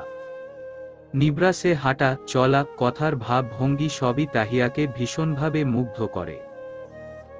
যখন শুনতে পায় নিব্রাস মেয়েদের থেকে দূরে থাকে, কাউকে পাত্তা দেয় না, অনেকে প্রপোজাল দিয়ে রিজেক্ট হয়, তখন প্রপোজাল দেওয়ার কথা মাথা থেকে উড়ে যায় তাহিয়ার। নিব্রাসকে বেশিরভাগ সময় ফলো করত সে। একদিন তো হাতে নাতে ধরাও খায় তার দলের একজনের কাছে। অবশ্য তেমন কিছু বলতে পারেনি লোকটা, নিব্রাসের জন্য সেদিন বেঁচে যায়। নিব্রাস জিজ্ঞেস করেছিল কেন প্রতিদিন পিছু নেয়। তখন তাহিয়া উত্তর দেয়, তার বাড়ি সামনের রাস্তায়, সেজন্য এই পথে আসা যাওয়া হয়। ধীরে ধীরে নিব্রাসের প্রতি না চাইতে একটু বেশি আসক্ত হয়ে পড়ে তাহিয়া। সে জানত না এই আসক্তি কতটা ভয়াবহ। অ্যালকোহলের আসক্তি তো ধীরে ধীরে একটা মানুষকে মৃত্যুর শয্যায় নিয়ে যায়, তবে এই নিব্রাসের প্রতি অনুভূতির আসক্তি তাকে ধীরে ধীরে না এক ঝটকায় মৃত্যুর দুয়ারে নিয়ে যায়। খান বাড়িতলও মাঝে মধ্যে আসা যাওয়া হতো তাহিয়ার। তখন শামীম সর্দারের সাথে জায়ানের গলায় গলায় ভাব ছিল। যাওয়া আসা হতো খান বাড়িতে। শামীম সর্দারের পেছনে দিয়ে একদিন তাহিয়াও যায়। জায়ান আর শামীম সর্দারের কিছু কথোপকথন যা নিব্রাসের বিরুদ্ধে ছিল, সেই সাথে তার ফুফির আর জায়ানের গোপন অবৈধ ব্যবসা, সবই নিজ কানে শুনে তাহিয়া। তারপরে ছিল নির্বাচন। শামীম সর্দার প্রার্থী হবে নিব্রাসের সাথে। এমপি নির্বাচিত হলে জায়ানের বিজন্যাসের জন্য লাভ, সেই সাথে শামীম সর্দারকে শেয়ার দিবে। তখন তাহিয়া সিতারা আহমেদের পেছনে লাগে, তার বিরুদ্ধে কিছু প্রমাণ জোগাড়ও করে। তার ইচ্ছে ছিল নিব্রাসকে সবটা বলে দেওয়ার, সেই সাথে প্রমাণও দিয়ে দেওয়ার। তখন তাদের নির্বাচন ছিল, এটা ওটার ভেজাল ছিল। কোন ভাবে সিতারা আহমেদ ওটের পায়, তাহিয়া তার বিরুদ্ধে প্রমাণ জোগাড় করে, আর সে নিব্রাসের পক্ষে। নিব্রাসের ভালো চায়, কিন্তু নিব্রাস তাকে এভয়েড করে। তাহিয়ার উপর করা নজরদারি করা হয়। নির্বাচনে বিপুল ভোটে জয়লাভ করার পর নিব্রাস এমপি মনোনয়ন পায়। তার কয়েক মাস পর তাহিয়া পুনরায় নিব্রাসকে ফলো করত। একটু কথা বলার সুযোগ খুঁজত, এক্সিডেন্টলি তাদের দেখাও হতো। নিব্রাস কিছুতেই তাকে পাত্তা দিত না, তবে তাহিয়া হাল ছাড়েনি। চেয়েছিল নিব্রাসের মন জয় করতে। এসবের ভিড়ে সিতারা আহমেদের কথা তার মাথা থেকে উড়ে যায়। নিব্রাসের নাম্বার জোগাড় করে কল দিয়েও তাকে বিরক্ত করা শুরু করে তাহিয়া। কিছুতেই নিব্রাসের মনে স্থান করে নিতে পারেনি। একসময় তার কাছে তার অনুভূতি তুচ্ছ মনে হয়। খুব রাগ অভিমান জমে নিব্রাসের প্রতি। এই একটা অভিমান নিয়েই দুনিয়া ছাড়তে হয় তাকে। আজও জানা নেই তাহিয়া নামক মেয়েটি নিব্রাসের মনে স্থান করতে পেরেছিল কিনা। হয়তো না। নিব্রাসের এসবে ইন্টারেস্ট কোন কালে ছিল না। সে চায় না তার রাজনীতির মঞ্চে কোন কালো দাগ। সে চায় না তার নামের পাশে নারীর নামের কোন ঘটনা চক্রে ট্যাগ বসুক। শুধু তাহিয়া না, তাহিয়ার মতো অনেককে নিব্রাস এভয়েড করত। তাহিয়ার জীবনের শেষ দিন ছিল। দিনটা ছিল বৃহস্পতিবার। একটা ক্লাস শেষ করেই তাহিয়া বেরিয়ে পড়ে নিব্রাসের খোঁজে। তাহিয়ার জীবনের শেষ দিন ছিল। দিনটা ছিল বৃহস্পতিবার। একটা ক্লাস শেষ করেই তাহিয়া বেরিয়ে পড়ে নিব্রাসের খোঁজে। সেদিন নিব্রাস একটা ইভেন্টে যায়। সেখানের কাজ শেষ করে গাড়িতে করে তারা কোলাহল মুক্ত নীরব একটা জায়গায় গাড়ি দাঁড় করায়। তার পেছনে দিয়ে তাহিয়া আসে। নিব্রাসকে দেখে তড়িঘড়ি তার কাছে যায়। তাহিয়াকে দেখে নিবরাজ বিরক্ত হয়। তখন তাহিয়া বলে, আমাকে ভালোবাসলে কি বেশি ক্ষতি হতো নেতা সাহেব? দেখুন, এভাবে আমার পেছনে ঘুরঘুর না করে নিজের ক্যারিয়ারে ফোকাস করুন। আমার থেকে বেটার কাউকে পাবেন। বেটার কাউকে আমার চাই না নেতা সাহেব, আপনি হলেই হবে। শুনুন, আপনার এই এক ডায়লগ প্রতিদিন শুনতে শুনতে আমার মুখস্থ হয়ে গেছে, সাথে আমি অতিষ্ঠ। নতুন কিছু বলবো নেতা সাহেব, আমার পথ থেকে সরে দাঁড়ান। ইস, নেতার ব্যবহার এত খারাপ কেন? এই মুখটা বন্ধ রাখবেন। প্রতিদিন এগুলো কোন ধরনের নাটক? ফালতু মেয়ে, এটেনশন পাচ্ছে না জেনেও ছ্যাচরামি করেই যাচ্ছে। ভালোবাসার জন্য আমি এমন ছ্যাচরা হাজারবার হতে পারি নেতা সাহেব। বিয়ে করবেন আমায়? বিয়ে না, আপনায় আমি খুন করব। সত্যি? আচ্ছা, সমস্যা নেই, বিয়ে করেই খুনটা করিয়েন। আমার প্রপোজাল অ্যাকসেপ্ট করলে এমনিতেও আমি খুন হয়ে যাব। শিক্ষা দীক্ষার বড়ই অভাব আপনার। আনিসুল হক সাহেব, মনে হয় না শিক্ষা দীক্ষা ভালো দিয়েছে আপনায়। সব শিক্ষা আছে, এমনকি আপনার বউ হওয়ার মতো যোগ্যতা। আপনার বাবার সাথে আমার বাবার পুরোদমে শত্রুতা, আর সেখানে আপনি কিভাবে ভাবছেন বিয়ের কথা? আপনি আমায় চেনেন, মির্জার ছেলে। আর আমার নামের শেষে রাসের জায়গায় আকার বাদ দিলে যে রস বানান হয়, আমি রসের বিপরীত। একদম রসকসহীন একটা মানুষ। আপনার মতো চিপ ক্লাসের প্রতি কখনোই ফিলিংস আসবে না। এবার দয়া করে আসুন, ভদ্রতার সহিত এতদিন সহ্য করেছি। মূল কথাটাই তো বলা হয়নি। আসলে আপনাকে আমি একটা কথা বলতে এসেছি, কিছু প্রমাণ দিতে এসেছি। আপনার আবার কথা? প্লিজ যান, শত্রুর মেয়ে আবার আমায় কি প্রমাণ দিবে? রোহিতে যদি না যায় এখন, তাহলে কল লাগাও, একে একবারে গুম করে দেওয়া যাক।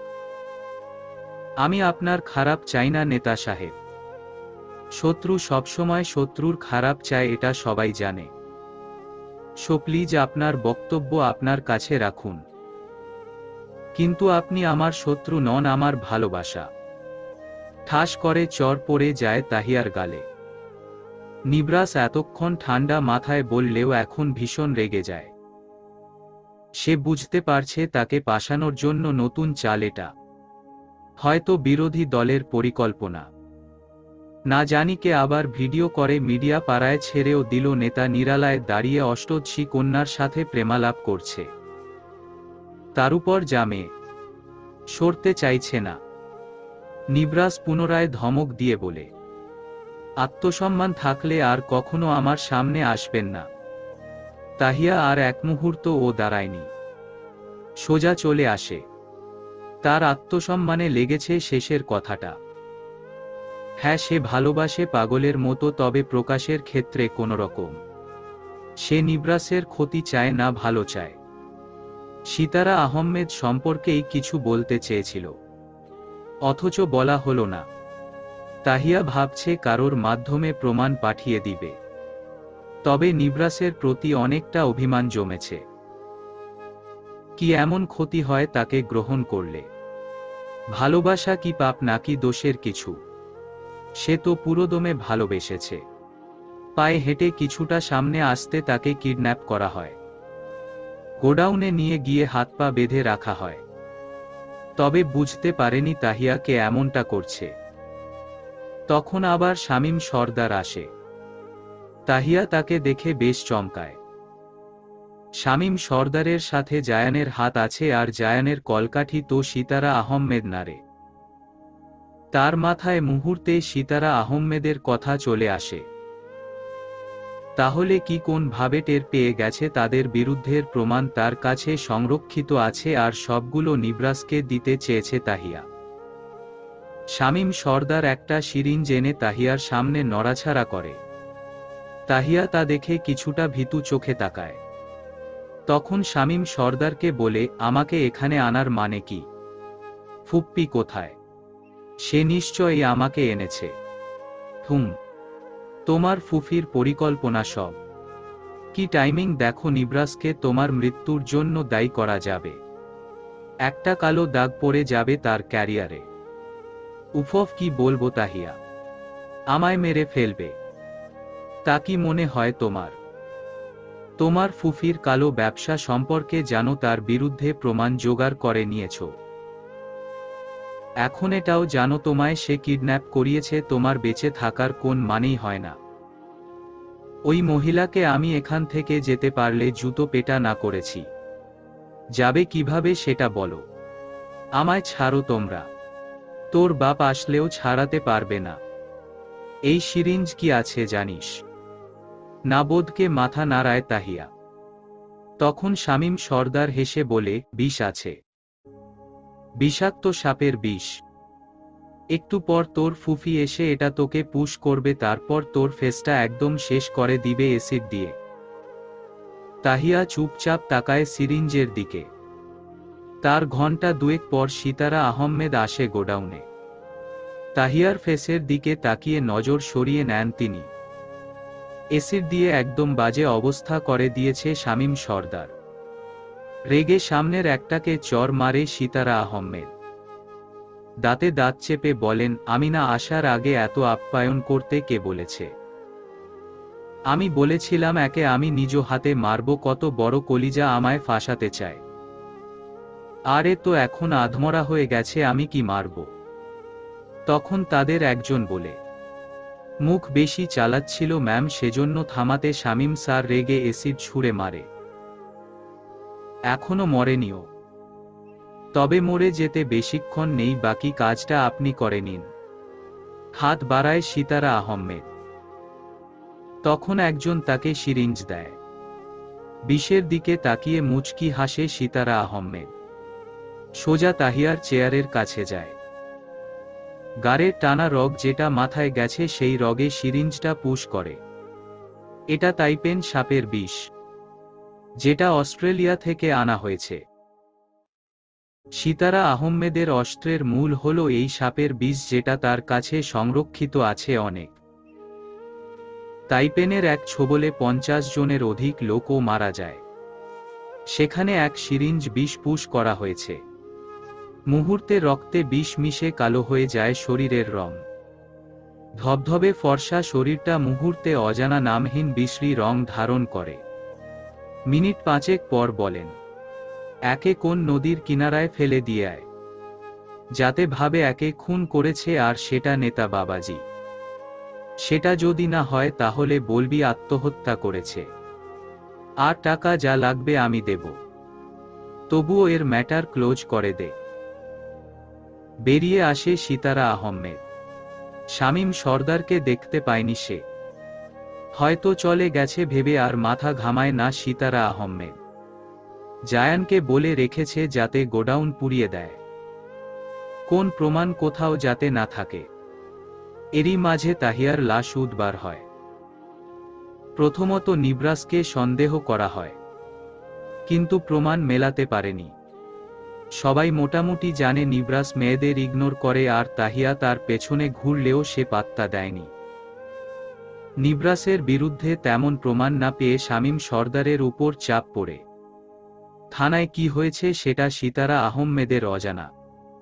এই কেসটা দামা চাপা দিতে থানায় টাকা অফার করে। এসপি লোভী থাকায় বেশি ভাবতে হয়নি তাদের। শেষমেশ এটাকে আত্মহত্যা বলে চালিয়ে দেওয়া হয়। তবে তাহিয়ার পরিবার জানে নিব্রাস তাহিয়ার খুনি। নিব্রাস জানে জায়ান খুনি, আর সিতারা আহমেদের লোক জানে তারাই আসল খুনি। গল্পের মেয়েটা তারাই ঘুরিয়ে দেয়। কারণ নিব্রাস অনেক চালাক। নিজেকে একবারে ফ্রেশ রাখে, কোন ধুলাবালি তার সুন্দর ক্যারিয়ারে লাগতে দেয় না। সিতারা আহমেদের প্ল্যানিং ফ্লপ খায়। সে থেকে নিব্রাসের উপর দ্বিগুণ ক্রোধ জমা হয়। আনিসুল হক বেশি কিছু করতে পারেন না। থানার লোক নিজে থেকে সরে গেছে। নিব্রাস তো একবারে ইনোসেন্ট। তার উপর সিতারা আহমেদ যা বুঝো দেওয়ার দিয়ে ফেলেছে। এই নিয়ে কত নিউজ সত্য মিথ্যা রটেছে, তবে নিব্রাস মিডিয়ার লোকদের বলে দিয়েছে এসব কেসে তার নামের ট্যাগ বসালে সে আইনি ব্যবস্থা নিবে।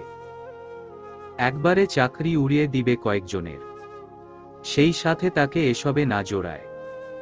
আহিয়ার ক্রোধ একটাই, এত কিছু হয়ে গেল অথচ নিবরাস কিভাবে বেঁচে গেল। এই হিসাব মিলাতে আজও তার ব্রেন অক্ষম। হয়তো ক্ষমতার জোর, না হয় কিছু সত্য মিথ্য, এখনো সব ধোঁয়াশা। নিবরাসের অধপতন না দেখা অবধি তার শান্ত হবে না। তার বোনটাকে সে আজও মিস করে। চঞ্চল ছিল তবে অনেকটাই সহজ সরল ছিল। নিবরাসের পেছনে ভালোবাসার জন্য কত দৌড়ালো। পাষাণ লোকটা ভালোবাসেনি তার বোনকে। তার বোন অভিমান, অভিযোগ, ভালোবাসা পাওয়ার তৃষ্ণা নিয়েই বিদায় নিল। আনায়া সন্ধ্যায় কফি বানায় সবার জন্য। তারিশা কফি এক চুমুক দিয়েই বলে, একদম জঘন্য হয়েছে, এত তেতো কেন? সুগার দাওনি? কি জানি, আমার বানানো কফি মিষ্টি হলেও তোমার মুখে তেতোই লাগবে। বাবা মা তোমরা বলো কফি ঠিক আছে কিনা? আনায়ার কথায় নীরব মির্জা কফিতে চুমুক দেয়, বেশি তারিফ করে। সাথে মরিয়ম নওয়াজও। সেই সাথে তারিশার দিকে সন্দেহের জাল ছিটিয়ে দেন মরিয়ম নওয়াজ। তারিশার হাব ভাব বেশি ভালো ঠেকেছে না তার কাছে। আনায়ার পেছনে কেমন পড়ে আছে, সেই সাথে কথাবার্তায় কেমন ক্ষোভ প্রকাশ করে তারিশা। তাহিয়া রিকশা থেকে এদিক ওদিক তাকায়। তড়িঘড়ি মাস্কটা পরে নেয় সে। বাইরে বের হয়েছে অনেক দিন পরেই, কিন্তু মাস্ক পরতে তার ভালো লাগে না। এই শহরের অলিগলিতে সে ঘুরে বেড়ায়, এই শহরেই থাকে, অথচ তার একটা প্রিয় মানুষের সাথেও দেখা হয় না। খুব সাবধানতা অবলম্বন করে থাকে সে। পান থেকে চুন খসলে নিবরাসের কাছে খবর পৌঁছে যাবে, আর নিবরাসও তাকে শহর ছাড়া করবে। হাজারো চিন্তা ভাবনা শেষ হলো যখন সে তার বাড়ির সামনে পৌঁছায়। রিকশা থেকে নেমে ভাড়া মিটিয়ে ভেতরে চলে যায়। বাড়িটা পুরনো বলা চলা। বাইরেটা দেওয়ালের রং পুরনো হয়ে শেওলা পড়ে আছে। ভেতরে যেতে একজন মহিলা তাকে পানির গ্লাস এগিয়ে দেয়। মহিলাকে বৃদ্ধ বলা যাবে না, আবার বেশি শক্তপাক্তও বলা যাবে না। সোফায় বসে পানি পান করে তাহিয়া। তখন শিরিন বেগম বলেন, আর কতদিন পালিয়ে বেড়াবে? যতদিন না সে চায়। আমার বোন তো তাকে মেরে ফেলার জন্য উঠে পড়ে লেগেছে। তোমার বোনের ভুল ধারণা ভেঙে দাও। হুম, ভাঙব। কিন্তু মিমি জানো কি? সে বিয়ে করে নিয়েছে। আচ্ছা, আমার কথা ও ভাবলো না একটিবার? সে তোমায় ভালোবাসে না। ইস, আমায় কেউ ভালোবাসে না। এসব বাদ দাও তাহিয়া। তোমার বাবা বোন তো এখনো তোমায় মিস করে। এসব বাদ দিয়ে তাদের সামনে গিয়ে দাঁড়াও, আর তোমার ফুফির আসল মুখোশটা সামনে আনো। আনবো খুব শীঘ্রই। এই মহিলা আমায় মেরে ফেলতে চাইল। সেদিন নিবরাস গিয়েছিল সেখানে। শামীম সর্দারের বলা কথাগুলো রেকর্ড করে নিয়েছে আর থ্রেট দিয়েছে এটা পুলিশের কাছে দিয়ে তাদের সব কালো পথের ব্যবসা বন্ধ করে দিবে। তবে শর্ত দিয়েছে একটা, এখানে যা হবে বাইরের কাকপক্ষীও টের পাবে না। আমার কি মনে হয় জানো?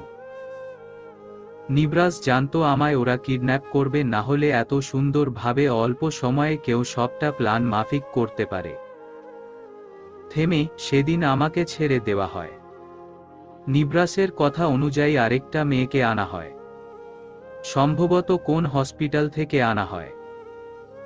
মেয়েটার পরিচয় বা পরিবার কারোর খোঁজ ছিল না, জানা নেই আমার। তবে আমাকে বাঁচানোর জন্য মেয়েটার সাথে অন্যায় করা হয়।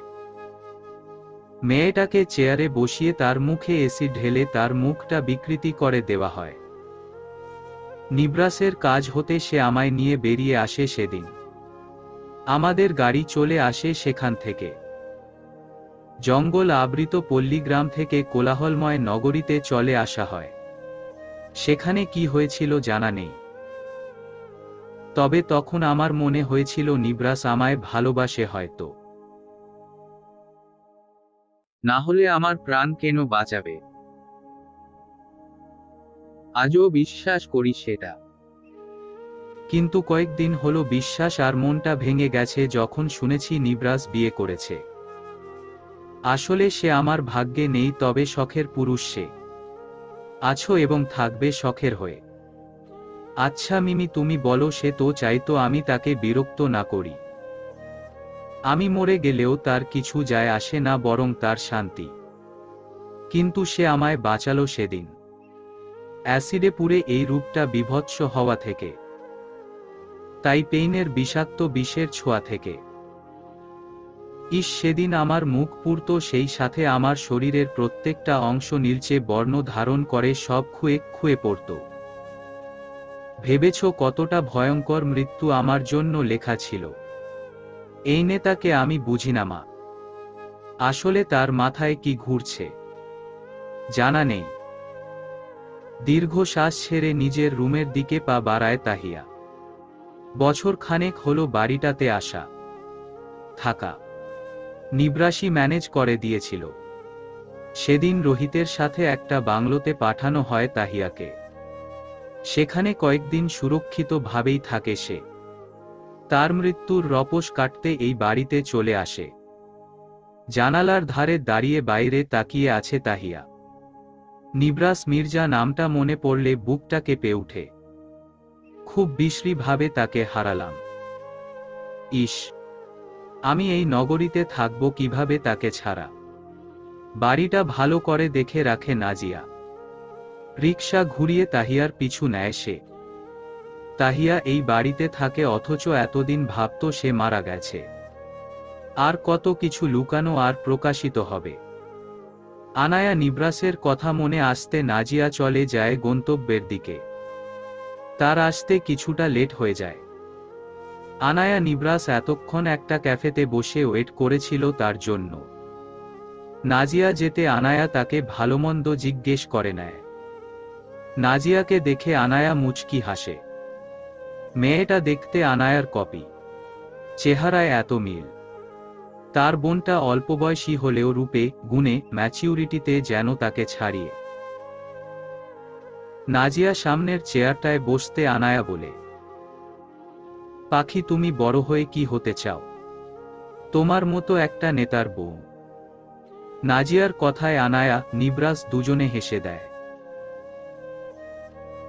নাজিয়া সিরিয়াস মুখ করে বলে, অ্যাম সিরিয়াস। ভাইয়াকে বলো তার মতো একটা নেতা আমায় খুঁজে দিতে। তারপর তোমার মতো আমিও নিজের নামের সাথে নেতার বউ ট্যাগটা লাগাবো। মেয়ে, তোমার লজ্জা হওয়া দরকার। বড় বোনের থেকে জামাই খুঁজছ? ধুর, এসব লজ্জা টজ্জা আমার কমই। একদম আমার জামাইয়ের মতো। আমি নাজিয়ার মতো এত বেশি ঠোঁটকাটা না বউ। আমি তো তোমার লাজুক স্বামী। তোমার অনুমতি ছাড়া তোমায় একটা চুমুও খাইনি। হ্যাঁ হ্যাঁ, সে তো দেখি আপনি কেমন লাজুক। নিবরাসের দিকে তাকিয়ে নাজিয়া একটু শব্দ করেই হেসে দেয়। আনা নিবরাসকে ভেঙচি কাটে। তখন নাজিয়া বলে, বিশ্বাস করা বড্ড দেয়। তুমি ভাই নিবরাস মির্জা এক নাম্বারের ঠোঁট কাটা, তোমার মুখে লাজুক শব্দটা একদম শোভা পায় না। দুই বোন মিলে আমায় পচাচ্ছে। আমি একজন নেতা, একটু তো সম্মান আর ভদ্রভাবে কথা বলো আমার সাথে। আরে আমরাই তো। ঠাস করে থাপ্পড় দিয়ে কথাটা বলে আনায়া। নিবরাস গালে হাত দিয়ে বসে আছে। আনা কথার মাঝে খেয়াল করেনি চরের ব্যাপারটা। কথা বলার সময় এমন হাত পা চলেই তার। তবে কয়েক মাস একটু ভদ্রতার ট্যাগ বসাতে চেয়েছে, কিন্তু তার মতো তার চঞ্চল বোনকে পেয়ে চঞ্চলতা যেন বেড়ে গেছে। নিবরাস আনায়ার দিকে তাকিয়ে বলে, কথা বললে হাত পা নিজের কাছে গুটিয়ে রেখে কথা বলবে। হুটহাট পাশের জনকে থাপ্পড় দিয়ে কথা বলার ফিল নেওয়া কোন ধরনের ভদ্রতা? আমি আপনায় থাপ্পড় দিয়েছি না আদর দিয়েছ? সরি। Really sorry. আমি বুঝতে পারিনি। দেখি কোথায় থাপ্পড় দিয়েছিলাম। গালে। থাক, বাড়িতে গেলে গালটা দিও, একটু মালিশ করে দেব। লাগবে না। তখন নাজিয়া বলে, একটা কথা ছিল খুবই ইম্পর্টেন্ট। কি কথা? নিবরাস বলে। তখন নাজিয়া বলে, তাহিয়া আপুকে দেখলাম। দেখে ফেলেছ? ওয়াও, ভাবতে পারিনি তুমি দেখে ফেলবে। যাই হোক, কয়েকদিন গেলে আমিও বলতাম তোমায়। তাহিয়া বেঁচে আছে।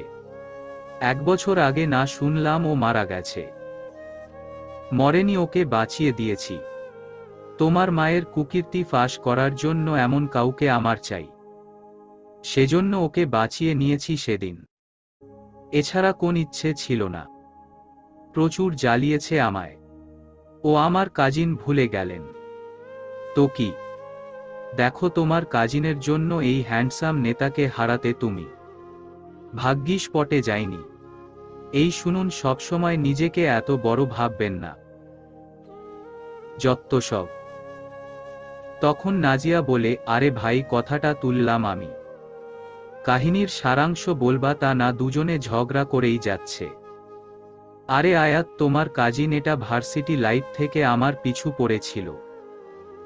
আঠার মতো। কোথাও শান্তি পেতাম না এটার জন্য। সব জায়গায় একে দেখা যেত। কি জানি কিভাবে তোমাদের বিজন্যাসের বাইরের আরেকটা বিজন্যাসের কথা ও জানে। তোমার মাকে ফাঁসাতে চেয়েছে। জানি না কি শত্রুতা ওদের মাঝে।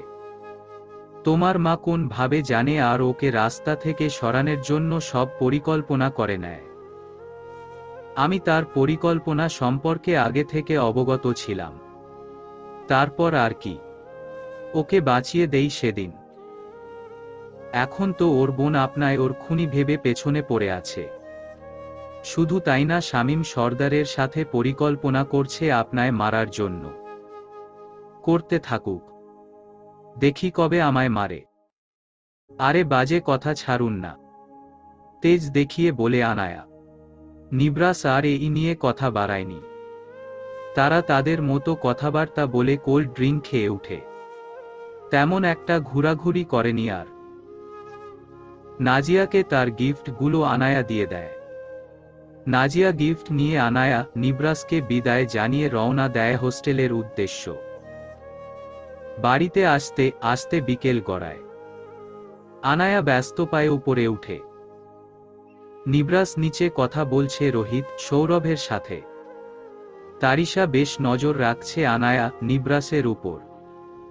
কোন কথা না বলে সোজা নিবরাসের রুমে ঢুকে যায় সে। তারিশাকে দেখে আনায়া বলে, কারোর রুমে ঢুকতে হলে পারমিশন যে নিতে হয়, সেই শিক্ষা মনে হয় এখনো পাওনি তুমি। পারমিশন নেওয়ার প্রয়োজন মনে করি না। এই তুমি না, আসলে তোমার জায়গায় আমিই থাকতাম। ব্রাহ্মণ হয়ে চাঁদ ধরার স্বপ্ন বেশ ভালো তো। স্বপ্ন দেখা ভালো, তবে সাধ্যের বাইরের কিছুকে নিয়ে নয়। এতে করে শুধু কষ্ট আর অপূর্ণতা পাওয়া যায়, কখনো পূর্ণতার ছোঁয়া না। আজকাল বেশ বাইরে বের হও দেখছি। মির্জা বাড়ির বউ এত বাইরে কি? আমি তো আমার পার্টনারকে নিয়ে বের হই। আমায় প্রোটেক্ট করার জন্য সে আছে। তুমিও আজকাল একা একা বের হও দেখি। শুনেছি তুমি নাকি মির্জা বাড়ির মেয়ে। আর আমি কোথায় যাব না যাব সেসব আমার হাজবেন্ড দেখবে, বুঝবে। তোমার এসবে কাজ নেই। অবশ্যই কাজ আছে, অনেক কাজ আছে আমার। মনে হয় কারোর 2-4 টাকার চাকরগিরি করো। মুখ সামলে। তুমি নিজের মুখ সামলাও। দিন দিন সীমা ছাড়িয়ে যাচ্ছ। আমাদের পার্সোনাল ম্যাটারে ঢুকো কেন? নিবরাস আমার হতো, শুধু তুমি তাকে আমার থেকে কেড়ে নিয়েছ। তখন আবার রুমে উপস্থিত হয় নিবরাস। তারিশার কথায় তার মেজাজ বিগড়ে যায়। মেয়েটার লাজ লজ্জা বলতে কিছু নেই। এসব বাড়াবাড়ির জন্য চর পর্যন্ত খেয়েছিল একসময়। তখন আনায়া আসেনি নিবরাসের জীবনে। তাহিয়াকে সরানোর পর তারিশা ঝামেলা শুরু করে। ঘরে একজন বাইরে তো তাহিয়া ছিলই, এখন বিয়ে করেও শান্তি নেই তার। আনায়া রেগে তাকিয়ে আছে তারিশার দিকে। নিবরাস রুমে আসতে আনায়ার রাগ আরো বেড়ে যায়। তারিশা তাকে এত কথা শোনাবে কেন? নিবরাস কিছু বলছে না কেন? তখন নিবরাস তারিশাকে বলে, সমস্যা কি তোমার তারিশা? আমার সমস্যা এই আনায়া। তুমি জানো ভাইয়া আমি তোমাকে ভালোবাসি। ঠাস করে চর পড়ে যায় গালে। নিবরাস রেগে চেঁচিয়ে বলে উঠে, দিন দিন সীমা ছাড়িয়ে যাচ্ছ তুমি। আমি বলেছি আনায়ার থেকে দূরে থাকবে, এমনকি আমার থেকেও। সমস্যা কি তোমার? বেশি সুখ কপালে সইছে না তাই না? তোমার মুখোশ টেনে ছিঁড়ে তোমায় বাইরে ছুঁড়ে ফেলতে আমার 2 মিনিটও সময় লাগবে না। So be careful. ওয়ার্নিং দিয়ে দিলাম। নেক্সট টাইম আমার রুমে আসবে না তো আমায় নিয়ে আনায়ার সাথে ঝগড়া করবে। Get lost. আর লজ্জা শরম কিছু রেখো। ব্যক্তিত্ব তো নেই তার উপর যা তা অবস্থা। ছ্যাচরার উপর কোন নোবেল থাকলে সেটা তোমাকেই আমি দিতাম।